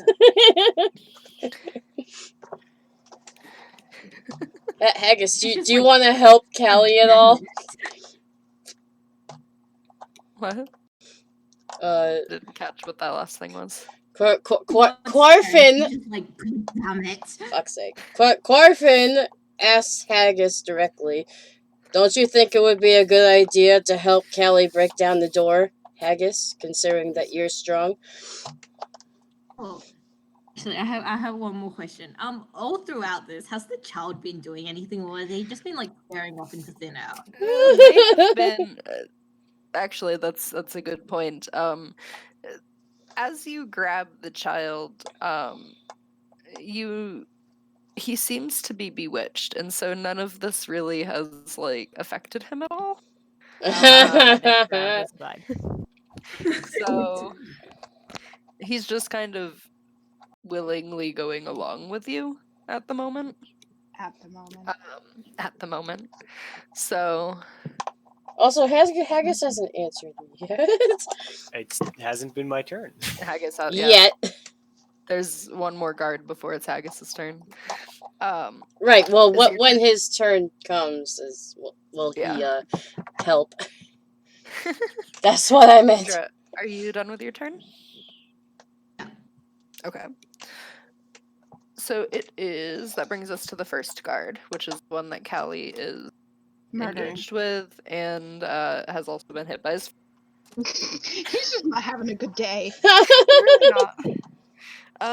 So he's gonna try to swing his longsword at you. He can't see anything, right? Yeah, He if also he's can't within see 15 anything, feet, yeah. then he has disadvantage. Cool. Yes, because he also can't see anything. So he's just going to swing in complete darkness and hope He's it hits gonna something. try really hard. It's not a natural one.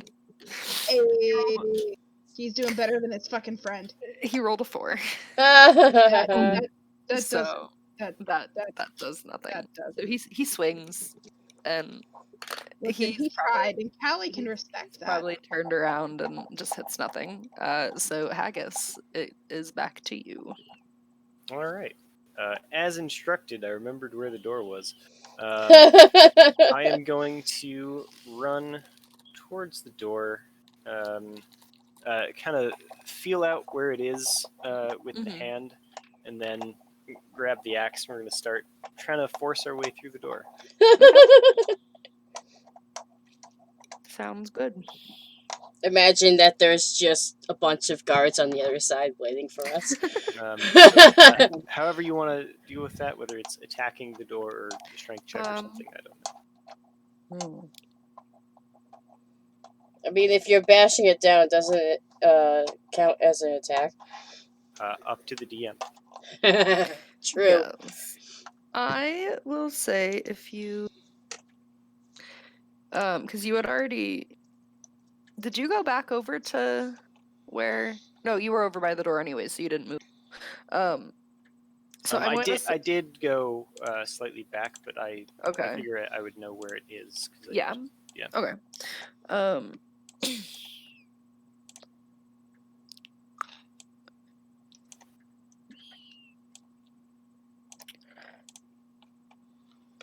me get back down.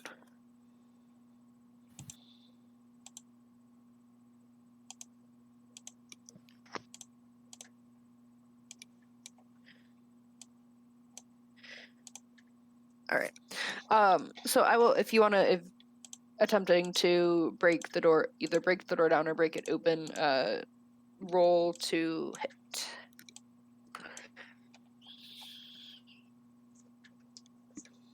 That would be a 17. Haggis is Sorry. lucky. That does 17? hit. Okay. 17, that does hit. Just barely. Oh, wow. All right. And what is the damage?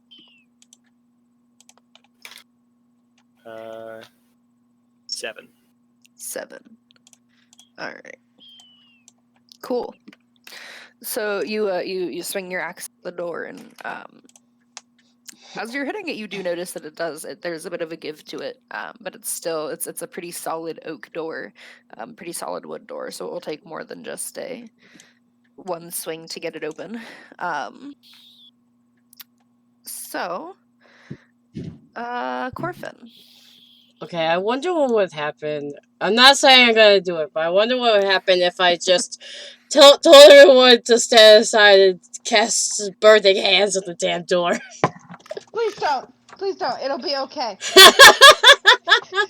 Callie's gonna go at the door. Just don't set any of us on fire by accident. No. That's why I would tell you guys to stand back. Well, we don't know where you're firing fire from. That's true. Right at the door. Behind me or something. I don't know. We don't know where you are. I forgot about the darkness. Oh, son of a bitch. Okay. Right. Oh, God, okay.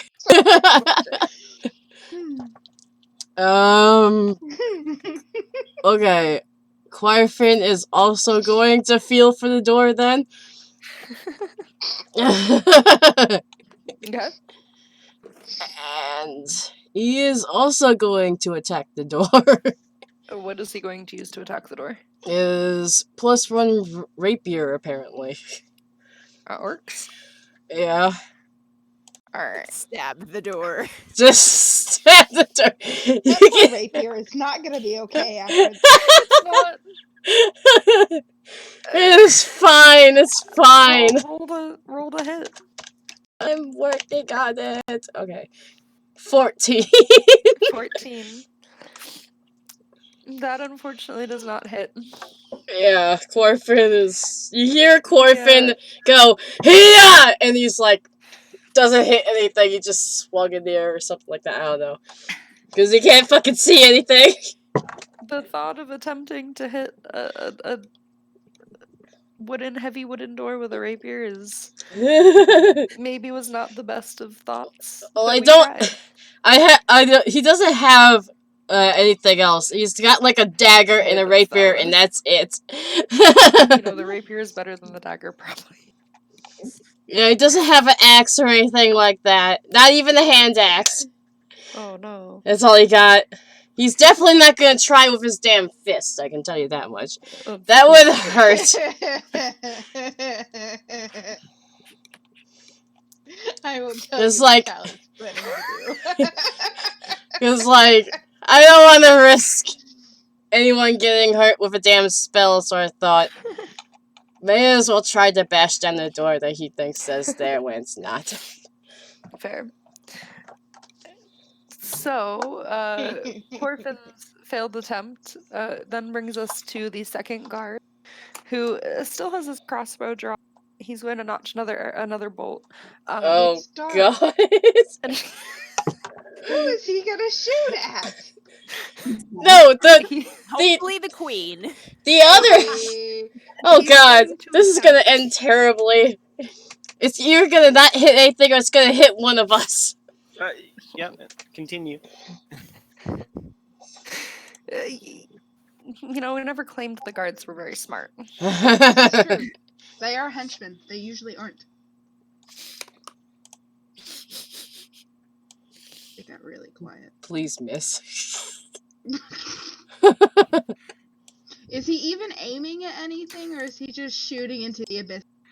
So he's he's aiming at where he knows you, Callie, are grappled with his friends. Okay. And that is an 18 to hit, Callie. Is that with At disadvantage? Oh, I forgot it was a disadvantage. I was gonna be like, damn! The first time.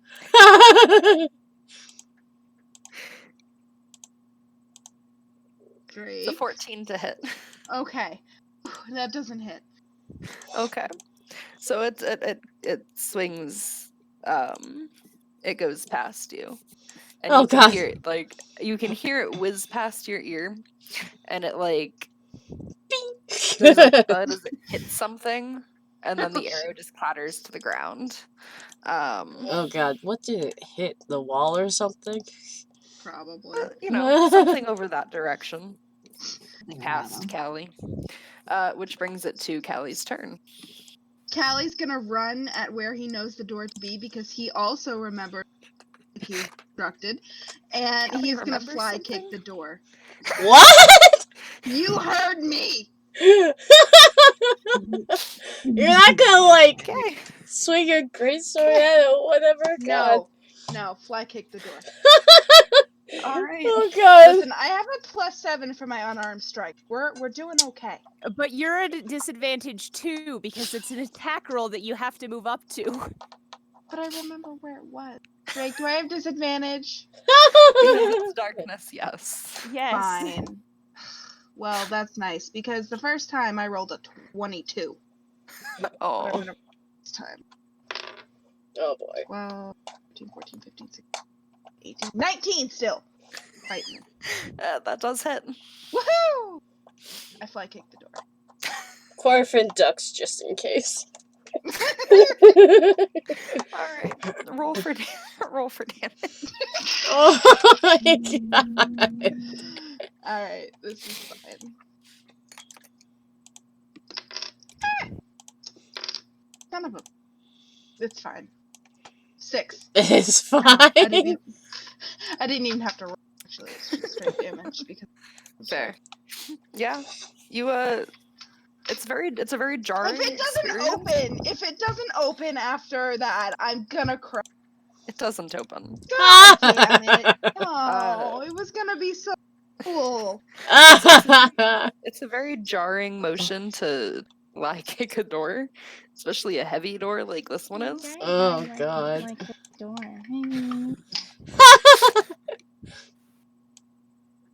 I'm done. I'm sorry. It's okay. And it kind of sends a bit of a shock up your leg as you kind of land on the ground and are like, oh, I don't know if I should have done that. When Callie tells this story, Does your foot the hurt door yet? was going to have opened after she kicked it. Just telling you that is, right is that all you're gonna do?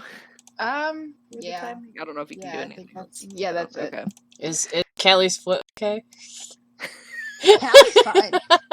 It Are just we sure? fucking shrugs it off. Care. So the other guard 3, not realizing that Callie is gone. Oh my god. This poor son of a bitch. Because he was never really up close to Callie, far enough away that he could attack with a sword. So not realizing Callie is gone. Is he gonna take a swing at his friend again? Oh, please do. So I rolled a 19 and a 17. Oh shit! Oh god. So he's gonna take a swing. Like I said, doesn't realize that Callie's gone, so he's gonna take a swing at his. What Uh, the fuck, dude? it does actually hit his friend. The He's probably thinking. It only does 2 points of damage to his friend, so He's probably like, what the fuck, dude? well, I mean, he's in darkness too, so. I forgot. He should have. If Callie didn't leave stealthily, they could have gotten opportunity attacks, but I forgot to say so. That's okay. But if Callie stepped away stealthily, then they. No, Because he didn't. it's a sound-based thing, so. Gotcha. It's Callie. I'm assuming it wasn't stealthy, but that's fine. There's also a lot of commotion going on, so Yeah. it's pretty reasonable to think that you don't hear it. Mm-hmm.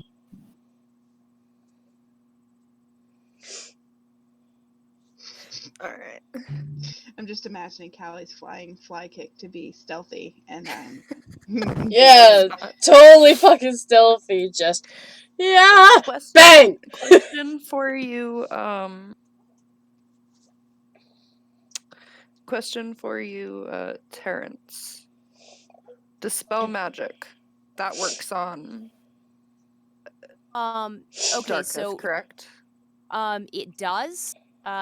Because I did darkness at first level, if I had done darkness at a higher level, dispel magic would need to roll against whatever level I cast it at. Gotcha.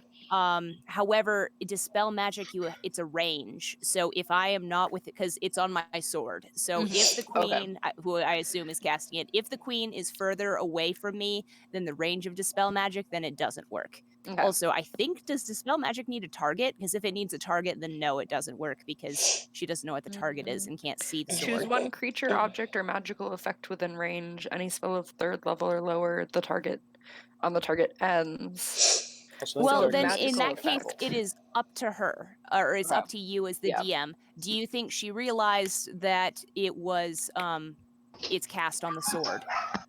If she did, then yeah, it's totally gonna work. If not, then I mean that's up to you. Maybe she rolls intelligence, or maybe she just saw because I wasn't being stealthy about it.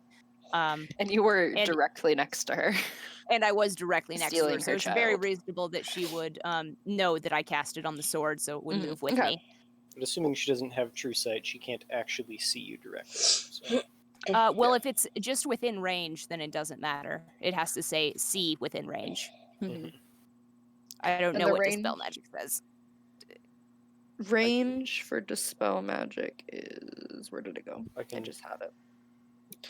I think it's 120, but 120 feet. Yeah, it doesn't say see. It says choose one object within range, so you don't actually have to see it. You just have to be aware it's there. Yeah. All right. So that is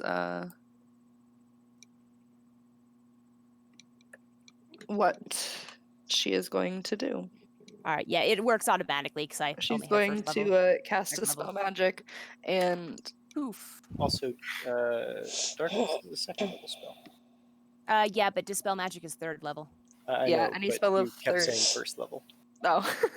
Oh, sorry. Yeah, no, First most level of my for that spells spell.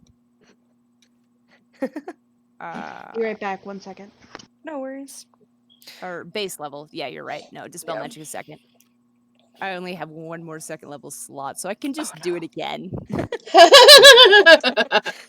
It's like, you've fallen for my trap card.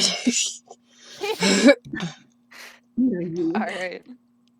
So she casts the spell magic and specifically on the she saw you casting your spell and saw that it attached itself to the sword, and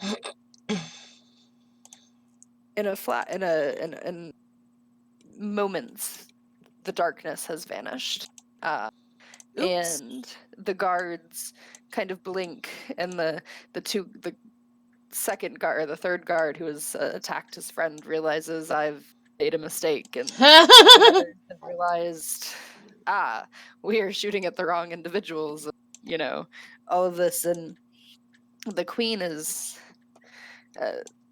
angry is an understatement. She is livid. There's something that Absolutely pissed. she's not happy. Because you have stolen her child and you have Directly attacked her, yeah, I know. now inadvertently you are causing more trouble. No regrets? You know. No regrets. That would be Yet. the end of Zenith's turn. So Terrence, it goes to you. Cool. I blink, I look at her, I wave, and yeah, I'm just gonna cast darkness again. I have no more second level slots. Okay. But it goes dark again, and this time I'm Alright. gonna cast it on the kid. Although I'm gonna try to be stealthy about what I am casting it on. Okay.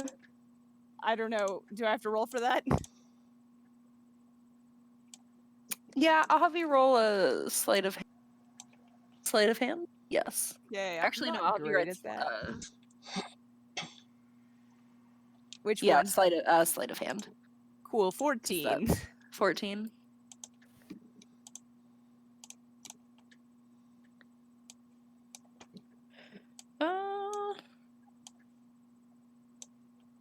She is far too angry at the moment to really notice something like that. So she does not notice at all that you're casting it on the kid instead of your sword again. All right, cool. I do that. And that is, I don't think I have a bonus action that's useful right now. I don't think so. I don't think so. Oh yeah, well, if I had cast something, yeah, it would have been nice. But that's it. No, it's fine. No worries. That's it. I'm done. Drake, Allie wants me to What? play because I only heard half of that. I heard Allie wants me and then nothing else. Allie wants me to apologize to you for taking it away because there was a flying cockroach and it was an emergency. That is an emergency. And that's terrifying. Drake says that's terrifying and you're valid. I almost peed in bed. Muppet! You are 22 years old! Christ on a cracker! Anyway, that's fine. TMI for all of you. My apologies.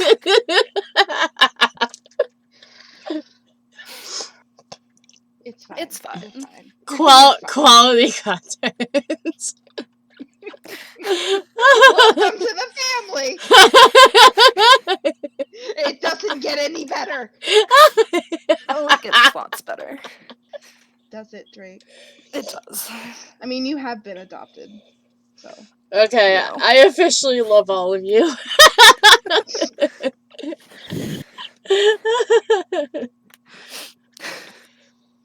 It's fine. There we go. There was an elderly possum eating cat food on the porch, too. What? Okay, that's random. Hashtag Florida. Indra. You are up. It is now dark again. Wait, okay, I missed something. The queen must be pissed. The queen used Dispel Magic and got rid of the darkness, and then the darkness immediately came back. Oh, they cast it again? Yeah. Yes. Nice. Cast it a second Love time. that for you. The queen must be absolutely more than pissed off. She's She attacked her guests. I feel fine with this. She Were made the we first guests? hostile move. This is Were fine. we Yeah, guests? yes, we were. They let us into the thing as contacts. She invited us to join her like we were guests. Attacking your guests. So. And then she decided to have her guards attack us. This is Yeah, entirely... No, this is her fault. I'm fine. entirely her fault. Quick question. How far away is everything from where I am? You are you still over by the table, or did you move to the door? Moved over to the door. Okay. So the queen is about, I'd say 15, like it's 10, 15 feet from, between 10 and 15 feet from from itself. The queen is on the opposite side of that, and then the guards are behind her. So you still have your, I'd say about 15 feet from her, and just a little further than that, guards. So 10 feet to the table To the thing, table. right? Yeah. Okay. And I it's- just didn't know how far the blind side actually went to. No worries. Mm.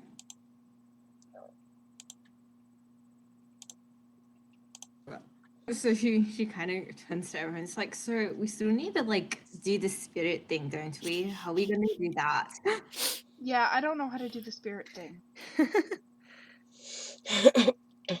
I forgot. Yeah, I Can I wait? Can I just open the lantern and see what happens? Sure. Or well, it's not my turn, but Right, on your turn you can, but yes. Okay, anyway, we need to figure out how to do that. And well, it's dark. This. And she casts Eldritch Blast towards the table thing. Okay. You are the only one with not disadvantage because you have blind sight. What? Because the table thing is the only thing in her range, so I'm like, Eldritch Blast definitely has a pretty big range. Yeah, but she can't see that far. Other than the table, right. because Okay. blind side is only 10 feet. Okay. It's dark, so no one can see this. So she's casting. That is. Yeah. 23. What? 23? Does the 23 hit? Yes, Eldritch. Yes, it does. Let me just 10.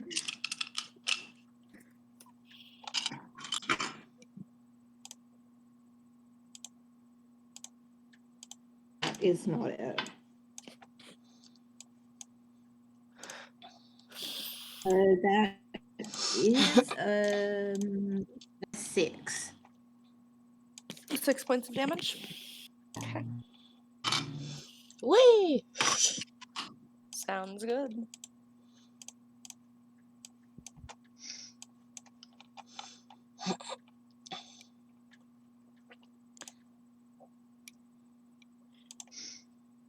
All right. And so that was at the table itself, correct? Yeah. Okay. So as this blast of crackling energy as it hits the table, there's well, it's darkness, you can't actually see anything. But there's a sound as this energy hits the table, and it does hit it. So that is that on. Is there anything else you would like to do? Is the dragon over by the table, or are they next to you? They're on my shoulder. Okay, they're on your shoulder. Okay. And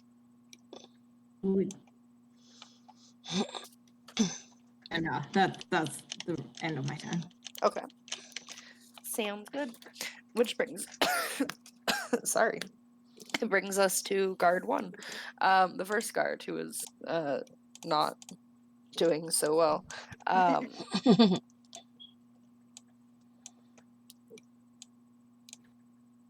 They are currently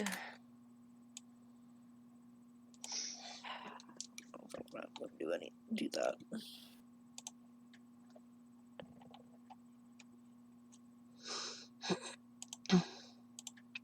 They are going to move forward as much as they're going to kind of like using the edge of their sword. They're going to feel for the table and move forward. So they're kind of right in front of the table. They've made the decision that they shouldn't stand in one spot and attempt to get hit by their friend again. So they're going to move up, so they're about not right in front of the table, but, you know, kind of where Callie and Haggis had been before, right at the side of it. More standing in front of the queen than any, to kind of protect her from the front. And that is going to be their turn for right now. Which brings us back to Haggis. I'm going to try and hit the door again, because I'm Okay. right next to it. I know where it is. Am I rolling normal or disadvantage? I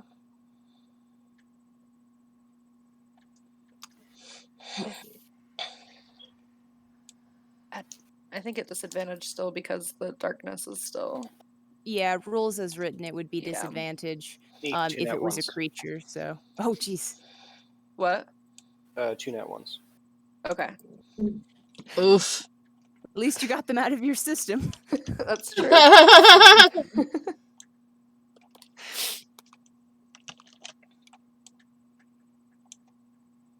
Sorry.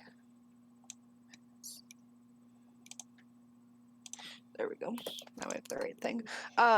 So you attempt to swing at the door. I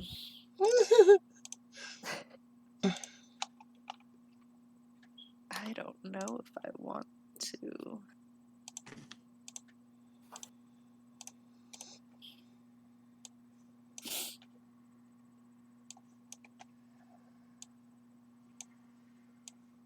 For this moment, I'm going to be nice to you and not have anyone else or you take damage because I'm missing all of my things and don't have my chart for nat 1 things. And I'm going to just say you missed the door and somehow miss all of your companions as well. Oh, thank God. I'm not going to do that today. So you swing and you miss. You just don't have in the darkness. The sudden light combined with the sudden back to darkness that you've just experienced has kind of messed with your depth perception a tad. And so you think there's more space between you and the door, and it doesn't look quite right. No, I would say this is less than useful. Next turn. Which brings us to Corfin. Oh, yay. He's gonna try to bash at the door again, considering that all his spells are currently useless. Or, to not directly hurt any of his party members. So, rapier again. Can always buy a new one.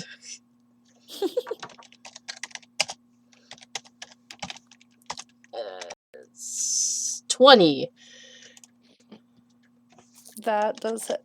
I'm just gonna put that there just in Roll case. twice and take the lesser. Disadvantage. Oh, disadvantage. Yeah. Oh, how do I add that? Just roll a second time. Yeah. There goes that pop pile.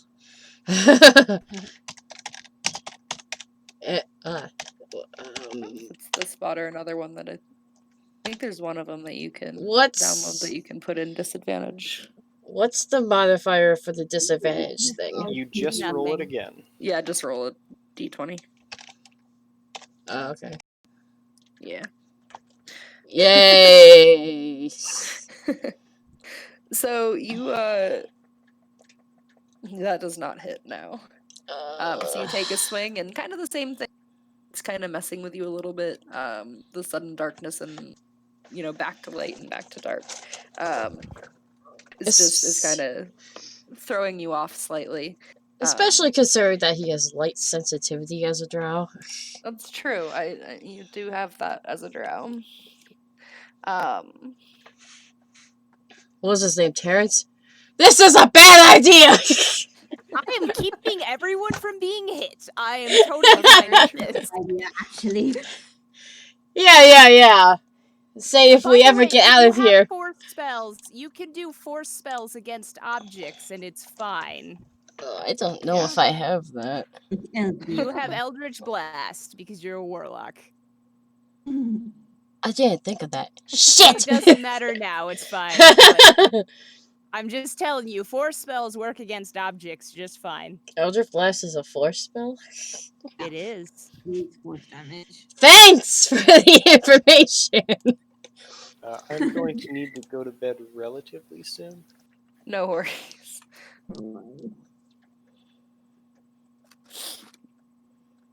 Haggis is getting tired. Yes, actually. It's 1 a.m, but it's. I'm sorry. No, it's good. I'm enjoying the Fae. Okay. Yeah, I'm enjoying this too. It's really funny. Alright. And that the second guard is going to hold his action until he can see something. So Callie, it goes to you. Oh, okay. Are you gonna kick the door? The door's not broken yet? No, not quite. All right, I'm gonna go to break I'm the gonna door. try with the lantern. I'm Oh, gonna hit. did you want to try the lantern? Oh, yes, that's right. Lantern, open the lantern. See what happens. I don't know if anything's going to happen. We'll see.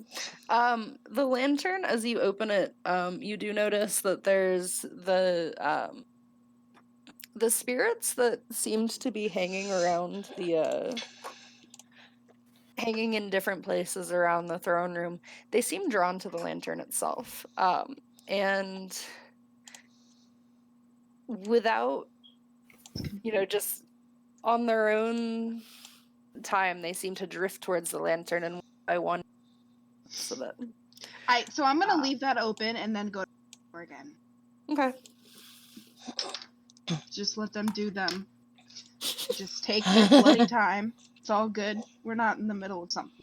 Alright. So does an 18 hit? Yes, it does. Sweet. I'm gonna go with my greatsword this time just because Okay. damage. Alright. 5, 8, 5, 8 plus 5 is 13. 13 damage.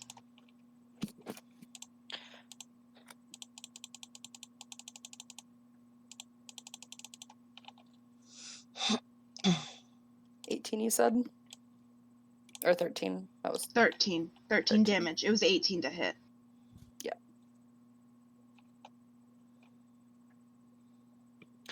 So as you swing at the door with the great sword, your blade gets caught in the crease between the two doors, and as you attempt to pull it out, it hits what you assume is like the lock, Nice. and it's able to. The doors swing open in front of you, letting light into the not letting light into the room because of darkness. But we can feel that the door is open. The door is open.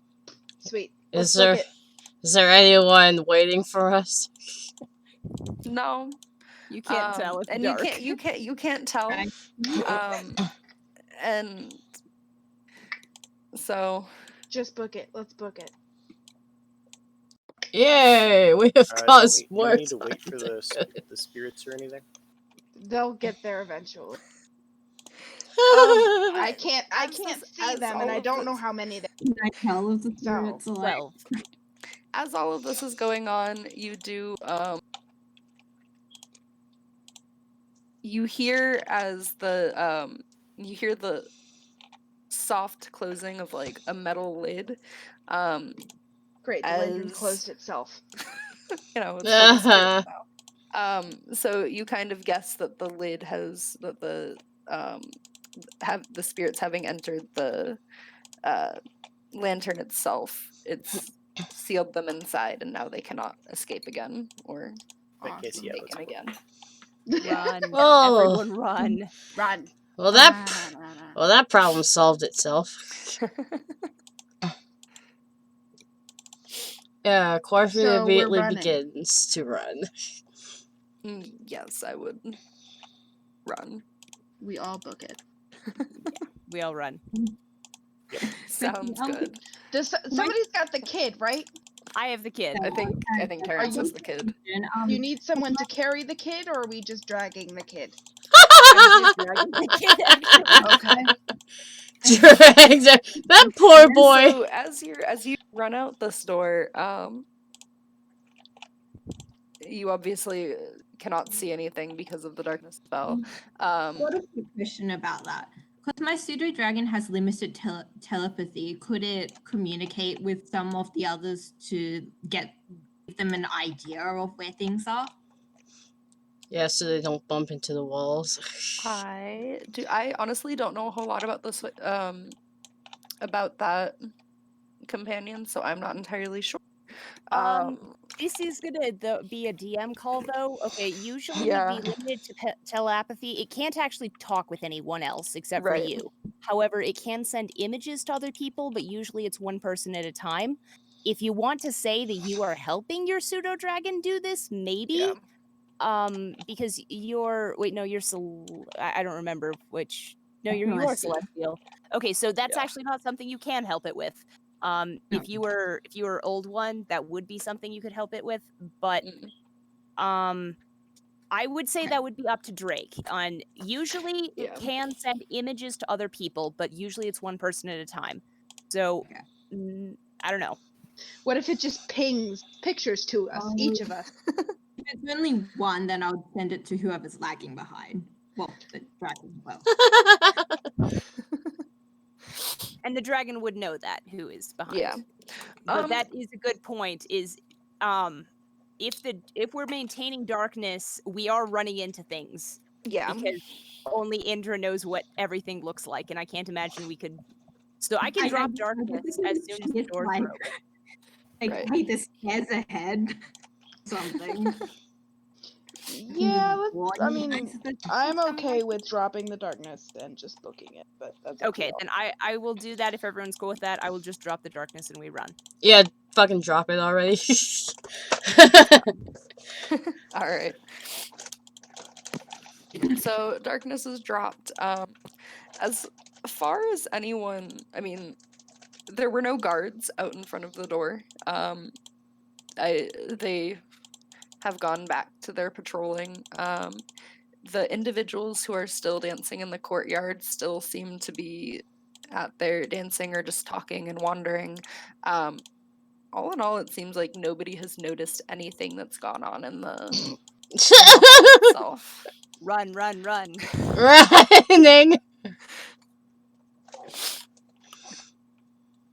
So we're continuing to run. We are running all the way back. I will. You guys make it out of the. Oh, not what I wanted to close. You make it out of the. Out through the gate itself. And do you keep running until you're We back? keep running. Okay. Keep running. As soon as you hit the edge of the woods, the boy seems to almost wake up slightly from his bewitchment, almost as if the spell that whatever he was under was dropped because of the distance, and so he as the edge of the forest, he kind Bless you. blinks, looking around, and there's confusion clouding his and he looks at each of you and is, who are you? It doesn't matter. Keep running. Run. And you continue to run, and you're dragging along to you get back to the fairy ring. That's what it's called. I'm gonna fill up the other 3 bottles. Not the time, Haggis. You see Haggis anything can behind do. us? It's fine. Oh god. You notice does anyone look behind you to see if anyone's chasing? Absolutely not. I'm picking up the kid and jumping in the pool. The Quarfin pool- looks behind him. Yeah. There's no one. There's no one following you. Yeah. Okay, fine. It's pretty quiet. It seems as if once you left the castle itself, that nobody seemed to care one way or another, or even notice that anything had happened. So as you step through the pool, step into the pool itself, there's a shimmer, and it's almost as if what had happened when you stepped into it initially to bring you into the Feywilds, that all happens in reverse. The moats that had stopped begin to swirl around you in the opposite direction. The trees seem to shrink, and all of a sudden you're back in the woods. Wonderful. In your own mortal realm. Oh, well, that was fun. Yeah, you don't. I'm glad we could share this time with each other. I'm glad that we aren't stuck in the Feywilds. Yeah, that's pretty well. As you look around the forest, it's darkening, and in between the tall stones, you see the glowing outline of Jack's eyes and very toothy grin. Creepy as hell.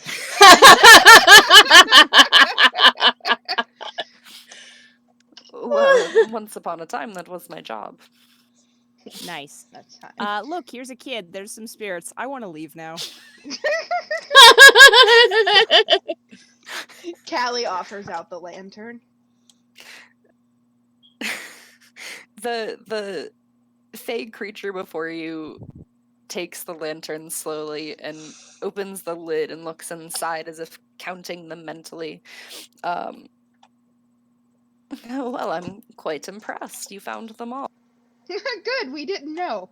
Quite dark. And you saved the child, too. Vin will be very pleased to see that. Well, it's a bonus. And how was the dear queen? Not dead sick. sick, so that'll be your problem eventually. Maniacal. What else? Yeah, about that. Exactly fluttering. Yeah, Yeah. not particularly hospitable. Yeah, no. Like, She- who does that? After talking for a bit, she sent her guards to attack us. Don't recommend her to host the next party. Yeah, definitely not. That sounds like her. But yeah, she's not dead, very angry, and she knows that you. So that's gonna be.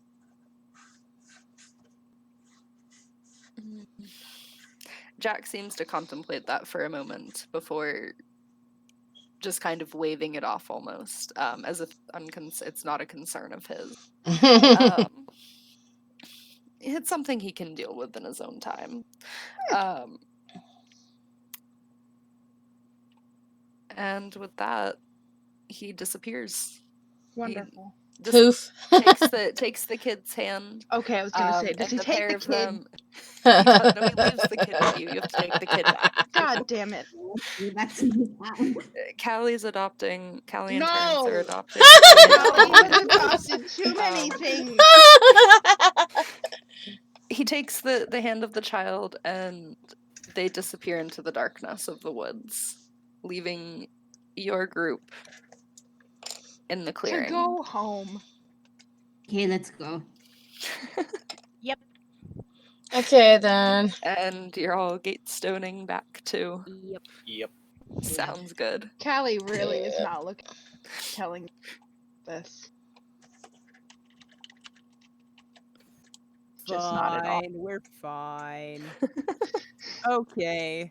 There we go. I did a job. I'm gonna go home now and drink some coffee and wine and talk About to the my manticores in your house. stay there for a while. It's fine. I don't think my dad cares that much. As long as, we keep them quiet. But I realize you can't actually live with me, but if you want your manticore to live with me for a while, that's fine. That'd be nice. Okay, I mean, you can come and visit, of course. But Until I'm ready to take him on adventures. Oh, Okay. God. He will be my companion buddy. Oh, I feel Eventually. like that's a bad idea. How cute. Drake, listen. Don't even with. I will be taking the manticore. Well, I So mean, it's a baby right now. It's gonna take literal years. You appear back in the guild hall teleportation circle room area. There's not really many people there. It's pretty quiet. It's for all that you didn't seem to be in the Feywilds for very long. It is nearing very late at night as you arrive back at the Crimson Crescent. There's one very tired-looking mage sitting in the circle room, and he kind of waves you past. And the same tabaxi from earlier is sitting at the desk, and she perks up as you near. Ah, so you came back. You sound surprised.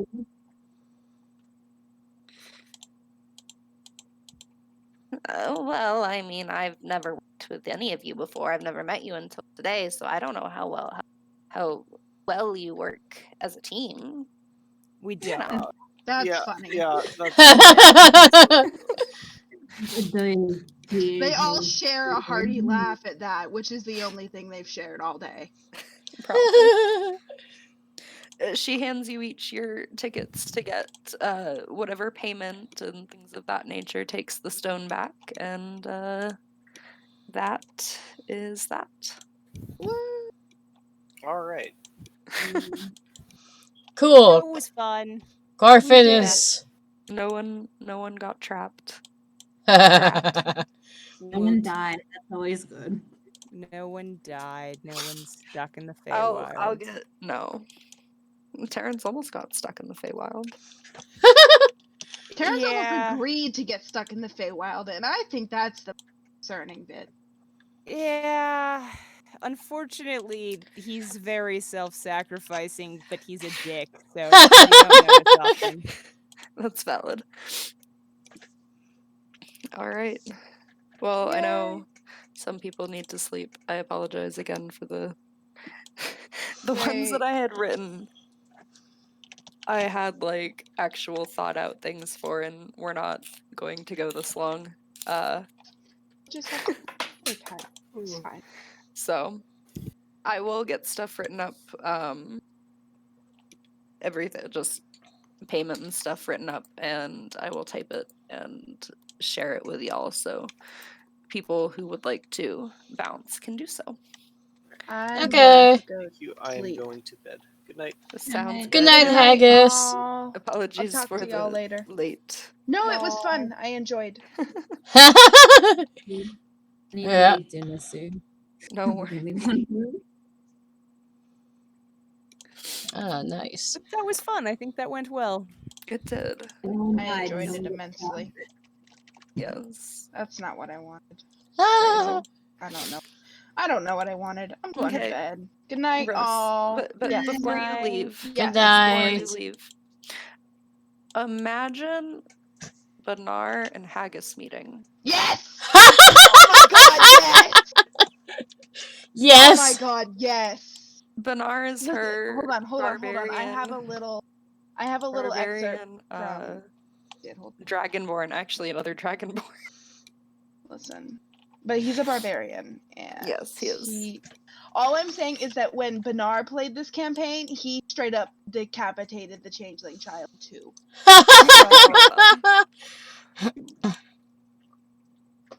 And I forgot about that until I was there, and I'm like, oh wait, shit, Benar did that. Yeah. Unfortunate. Easiest way to make a decision. Yeah, that is true.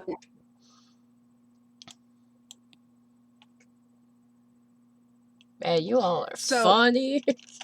A couple of the campaigns that I originally Benar, I wrote up little summaries for, and I'm gonna put this in. Should I put Put it this? in art share. Where'd it go? There it is.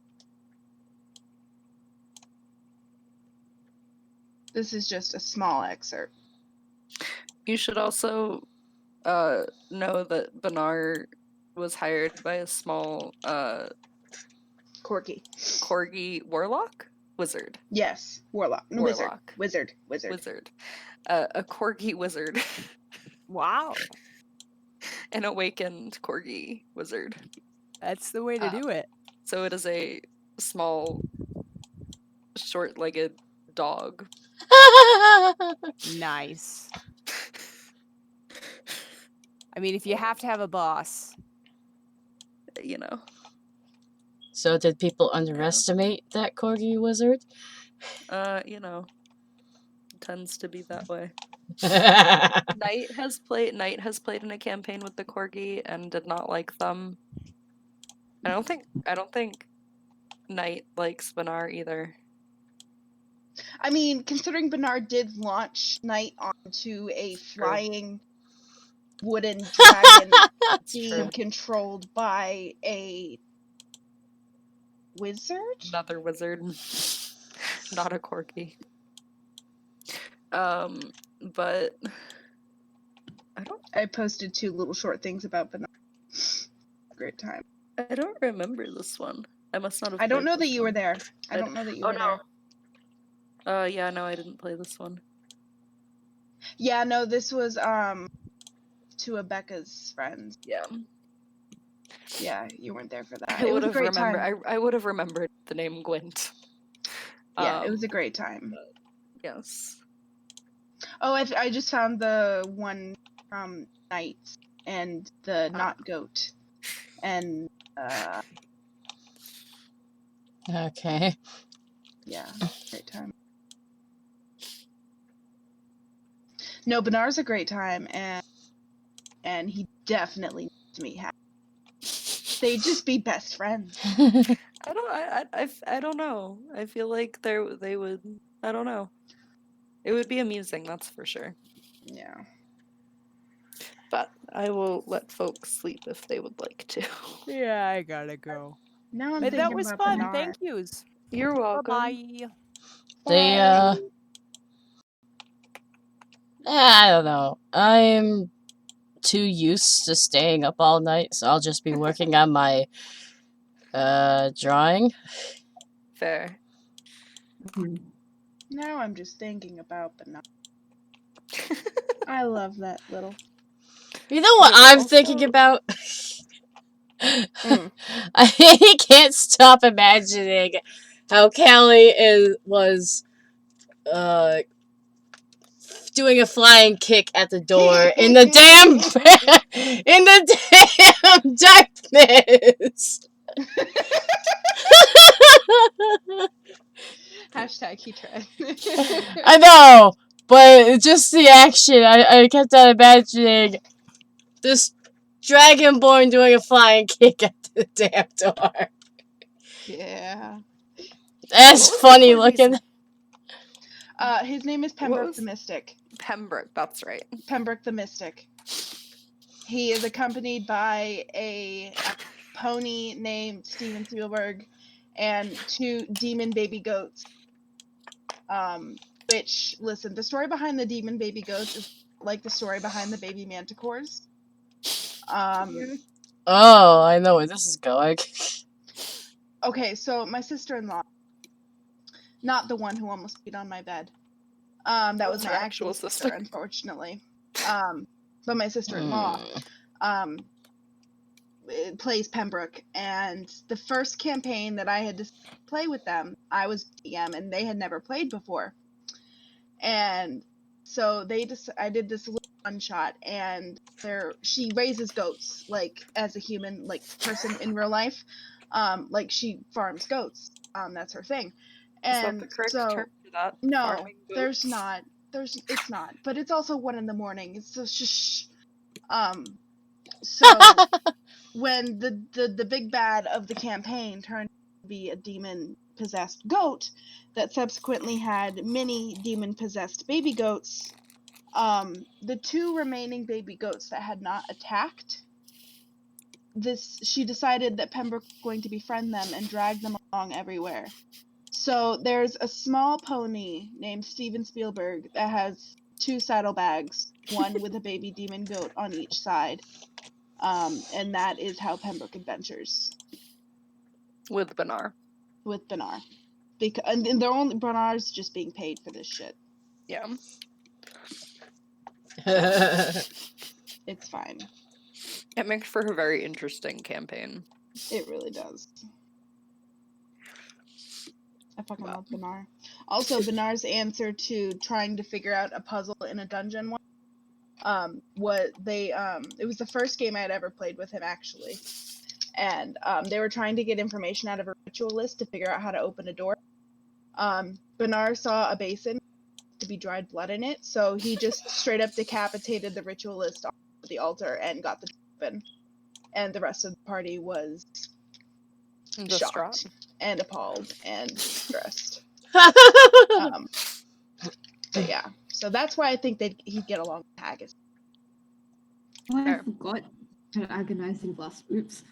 Benar likes to decapitate people, I guess. It's very true. Yeah. He's got a great axe. He does. He also has this really nice dice box. I've been using his dice for Callie. Nice. Just because. You should get a set of dice for Callie. I know. I gotta find it right. It's gotta be good. Fair. Drake got me a really nice dice box. I did. It has a great axe on it. Makes me Here. Let's see. What do you get? No.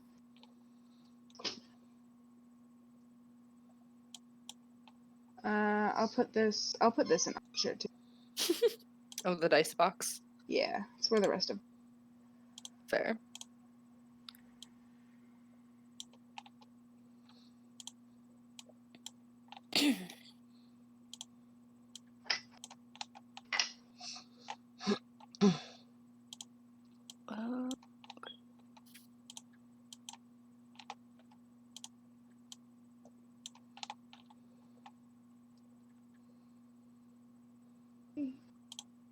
My files are not too powerful. Fuck off. You're gonna be too powerful. You're not.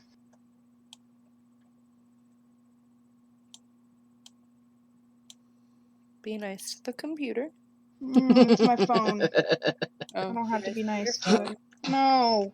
Wait, there's a South Boston Speedway? Oh, wait, South What? Boston, Virginia? What? Now you're just not making any sense. Where is this? What are you Oh, no, talking about? NASCAR.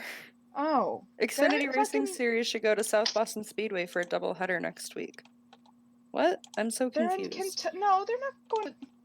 I'm so No, confused. I was just watching it. They're in Kentucky this week, and they're That's going what to. I thought. But why Fuck is it. I don't know. Why is it telling me that South Boston Speedway is in Virginia? That sounds fake. I don't know what site you're on, but it's not the right one. Because they're in. I literally just watched the race. I don't know. Anyway, I'm going to bed. Okay. Night. The track No, width is 45 feet. What the fuck are you looking at? Are calm you down. okay? I'm fine. Everything's Are you fine. sure? No. Okay.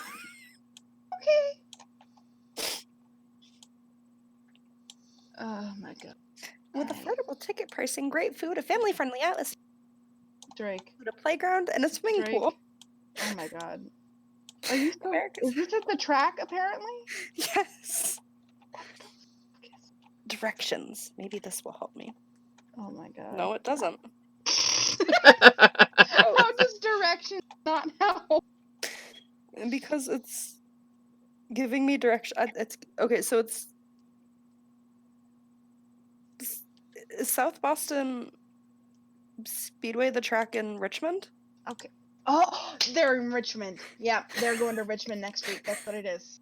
Okay, but why is it called South Boston? I didn't fucking name it. I have many concerns. Let's ask Google. Richmond. I thought it was Richmond Motor Speed. That's what I thought too. That would make the most sense. And that's what comes up when I type it into Google. Alright. The official side of Richmond Raceway. No one says anything fucking Boston. Alright. Drake, you lost your fucking mark. Okay, no, but here's the... Alright, fun. Here, I'm sending you a thing. There you go. It's underneath the picture of the mice. Oh, great. South Boston. It exists, I'm not crazy. Wait. Hold on. No, this is like Arca. What? Hold on.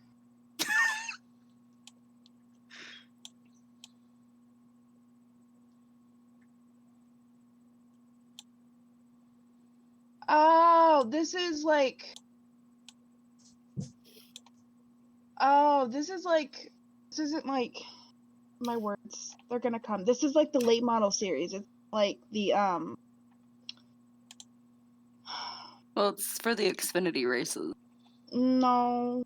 That's what the... What did I just read? If you look at the schedule.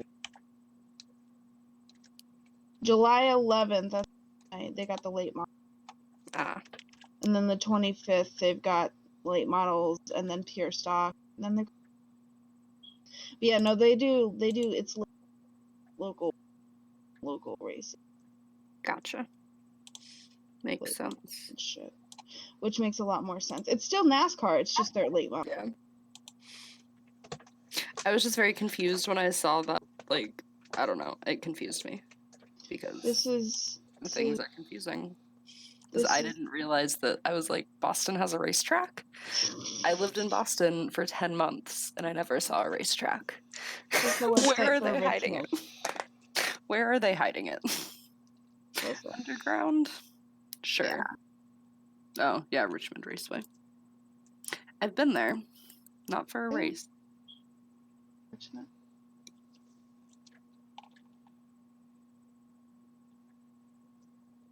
Anywho, I should let people go to sleep, and I should. You've said that 4 times now, and I know I have. I'm still here. You are still here. Oh, Austin Cindric won again? Fuck yeah, second. What? There was a tweet on the page for the doodad. Listen, I know it's for the doodad. You know what I'm talking about, and don't pretend that you don't. I know. Because you've been listening to my tired ramblings for too many years. True. It's way too many years. You don't even remember. It is. It's many years. Drake, how many times have you watched Hamilton? Twice. That's it? Fucking slacking. I'm sorry, I'm not overly obsessed. No, I'm joking. Listen, I ended up watching the PBS stuff. Nice. Also, I found this book. You found a book? It's books are for people who read. You know what? First of all, Drake. You can fuck right the hell off. Second of all, Drake. Don't call me out like that. Third of all, Drake. Oh, did you leave? Did he leave? I'm gonna kick his ass! You best not have left. I straight up told all of them that I was gonna have to kick their ass. You'd have to come to Colorado for that. Listen, you're just doing it on purpose now because you want me, even if I am there to kick your ass. Yeah, I'd still do it. It wouldn't have as much. It wouldn't be as fun, but I'd still do it. It wouldn't be as fun. You mean you wouldn't enjoy it as much if I was there to kick your ass? You know, I mean... I threw a dice on the floor because I was getting a book to show you, and now I can't find it. The dog's gonna eat it, and I'm very upset. It's all your fault. Wait, how many dice are in a set? 7, right? Yes. Oh, never mind. I didn't lose any. It depends on what set of dice you're using, because I have dice 2D with 14 No, in it. that's not the. No, you're just extra. Shush. So it's 2d10s, a d4, a d8, a d12, 6, and a d20. So Yes. I can count, and this is Or going. you can be like me and have 2d20s, 4d6, a d2. Like that really nice set you got me from. It's really. Yes. But I still need to get You should use that one for Callie. No, that doesn't fit him at all. I think it does.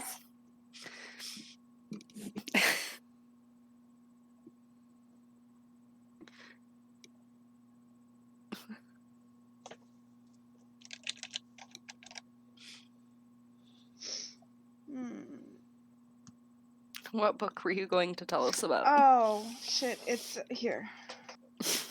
It's called The Hamilton Affair. Oh. It's technically historical fiction, but it's mostly historical fiction. Gotcha. Yeah.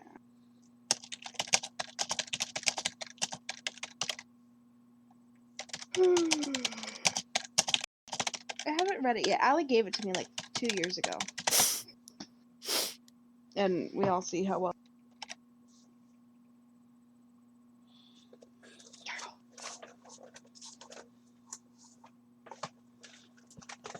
Anyway, I think I'm actually going to bed. Okay. I'll talk to you tomorrow. I'll see everybody later. Bye-bye. Bye. So long. Don't do it! I fucking hate you. I love you. I Never didn't mind. do anything. You were going to. No, I wasn't. All right. Good night. Love you muchly. Bye, everybody. Bye. Until later. Listen, if you mean by later, at least from. I'll call you at midnight my time. Don't, because then you It's know I'll 11. answer panic, and then I'll be sad and I'll cry. Fair. Turtle will Please don't answer the do that. phone and take a message. Okay. I didn't know your dog could do that. Turtle can do a lot of things. Wow, are you training him? No, it's fuck you, first of all. He's brave. No, you don't love me. I can't believe I'm putting up with this abuse. I don't believe what I'm hearing right now. This fucking abuse that I'm being forced to put up with is quite frankly ridiculous. Wait, did you leave again? Oh my. That's fine. It's all good. Oh, and he had the gall to send me a heart emoji. That bitch. Anyway, I'll bitch at him later. It's all good.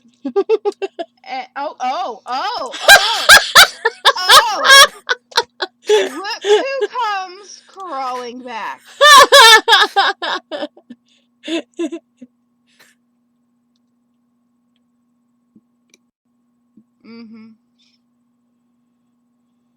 I'm too tired to make this. And you know that. And you know I'm just keep sounding off stupid shit. And then you just keep doing it. And it's not. You're doing it. I love you and your dog. You know that. Yeah. Took you a while to warm up to the dog. It did. But he got to eventually. Alright, I'm actually going to. The lack of fear that your dog showed when I, showed him the coyote the first time. Oh, God. Might have had something to do with it. You hear that, Turtle? Drake loves you because you're brave. Go ahead and take a look at my avatar, what have you, profile pic. Yeah. That's my turtle. That's my turtle. It's not brave. In any way, shape, or form. So cute. Yeah. He can be brave. We just need to throw him in let's introduce him to bears. He wouldn't know what to do with a bear. He'd just look at it and think it was a pillow and go try to lay on it. Introduce Turtle and Scout. Turtle would die immediately. Scout is Drake's bloodthirsty cat. Oh She's god. doing better. Bloodthirsty is the title she has earned, not a nickname given. No, it's true. Very true. Alright, I'm actually going to bed. You can't stop Okay. me. I'm gonna go to bed as well because the lights are starting to mess with my eyes. Then you need to go to sleep. So I'm going to go to sleep as well. I'll get that stuff typed up for everyone and post it in the morning. Okie dokie artichoke. Have a wonderful evening or rest of your night to both of you. Okay, good night. Good night. We'd say goodnight at least 8 times. I know. Actually hang out. Oh, and then he just leaves. Because he anyway, toodles. See It ya. was nice to have D&D times. Yes. Goodbye. Good Goodbye. night. Okay. That was really fucking funny. We're gonna switch to that.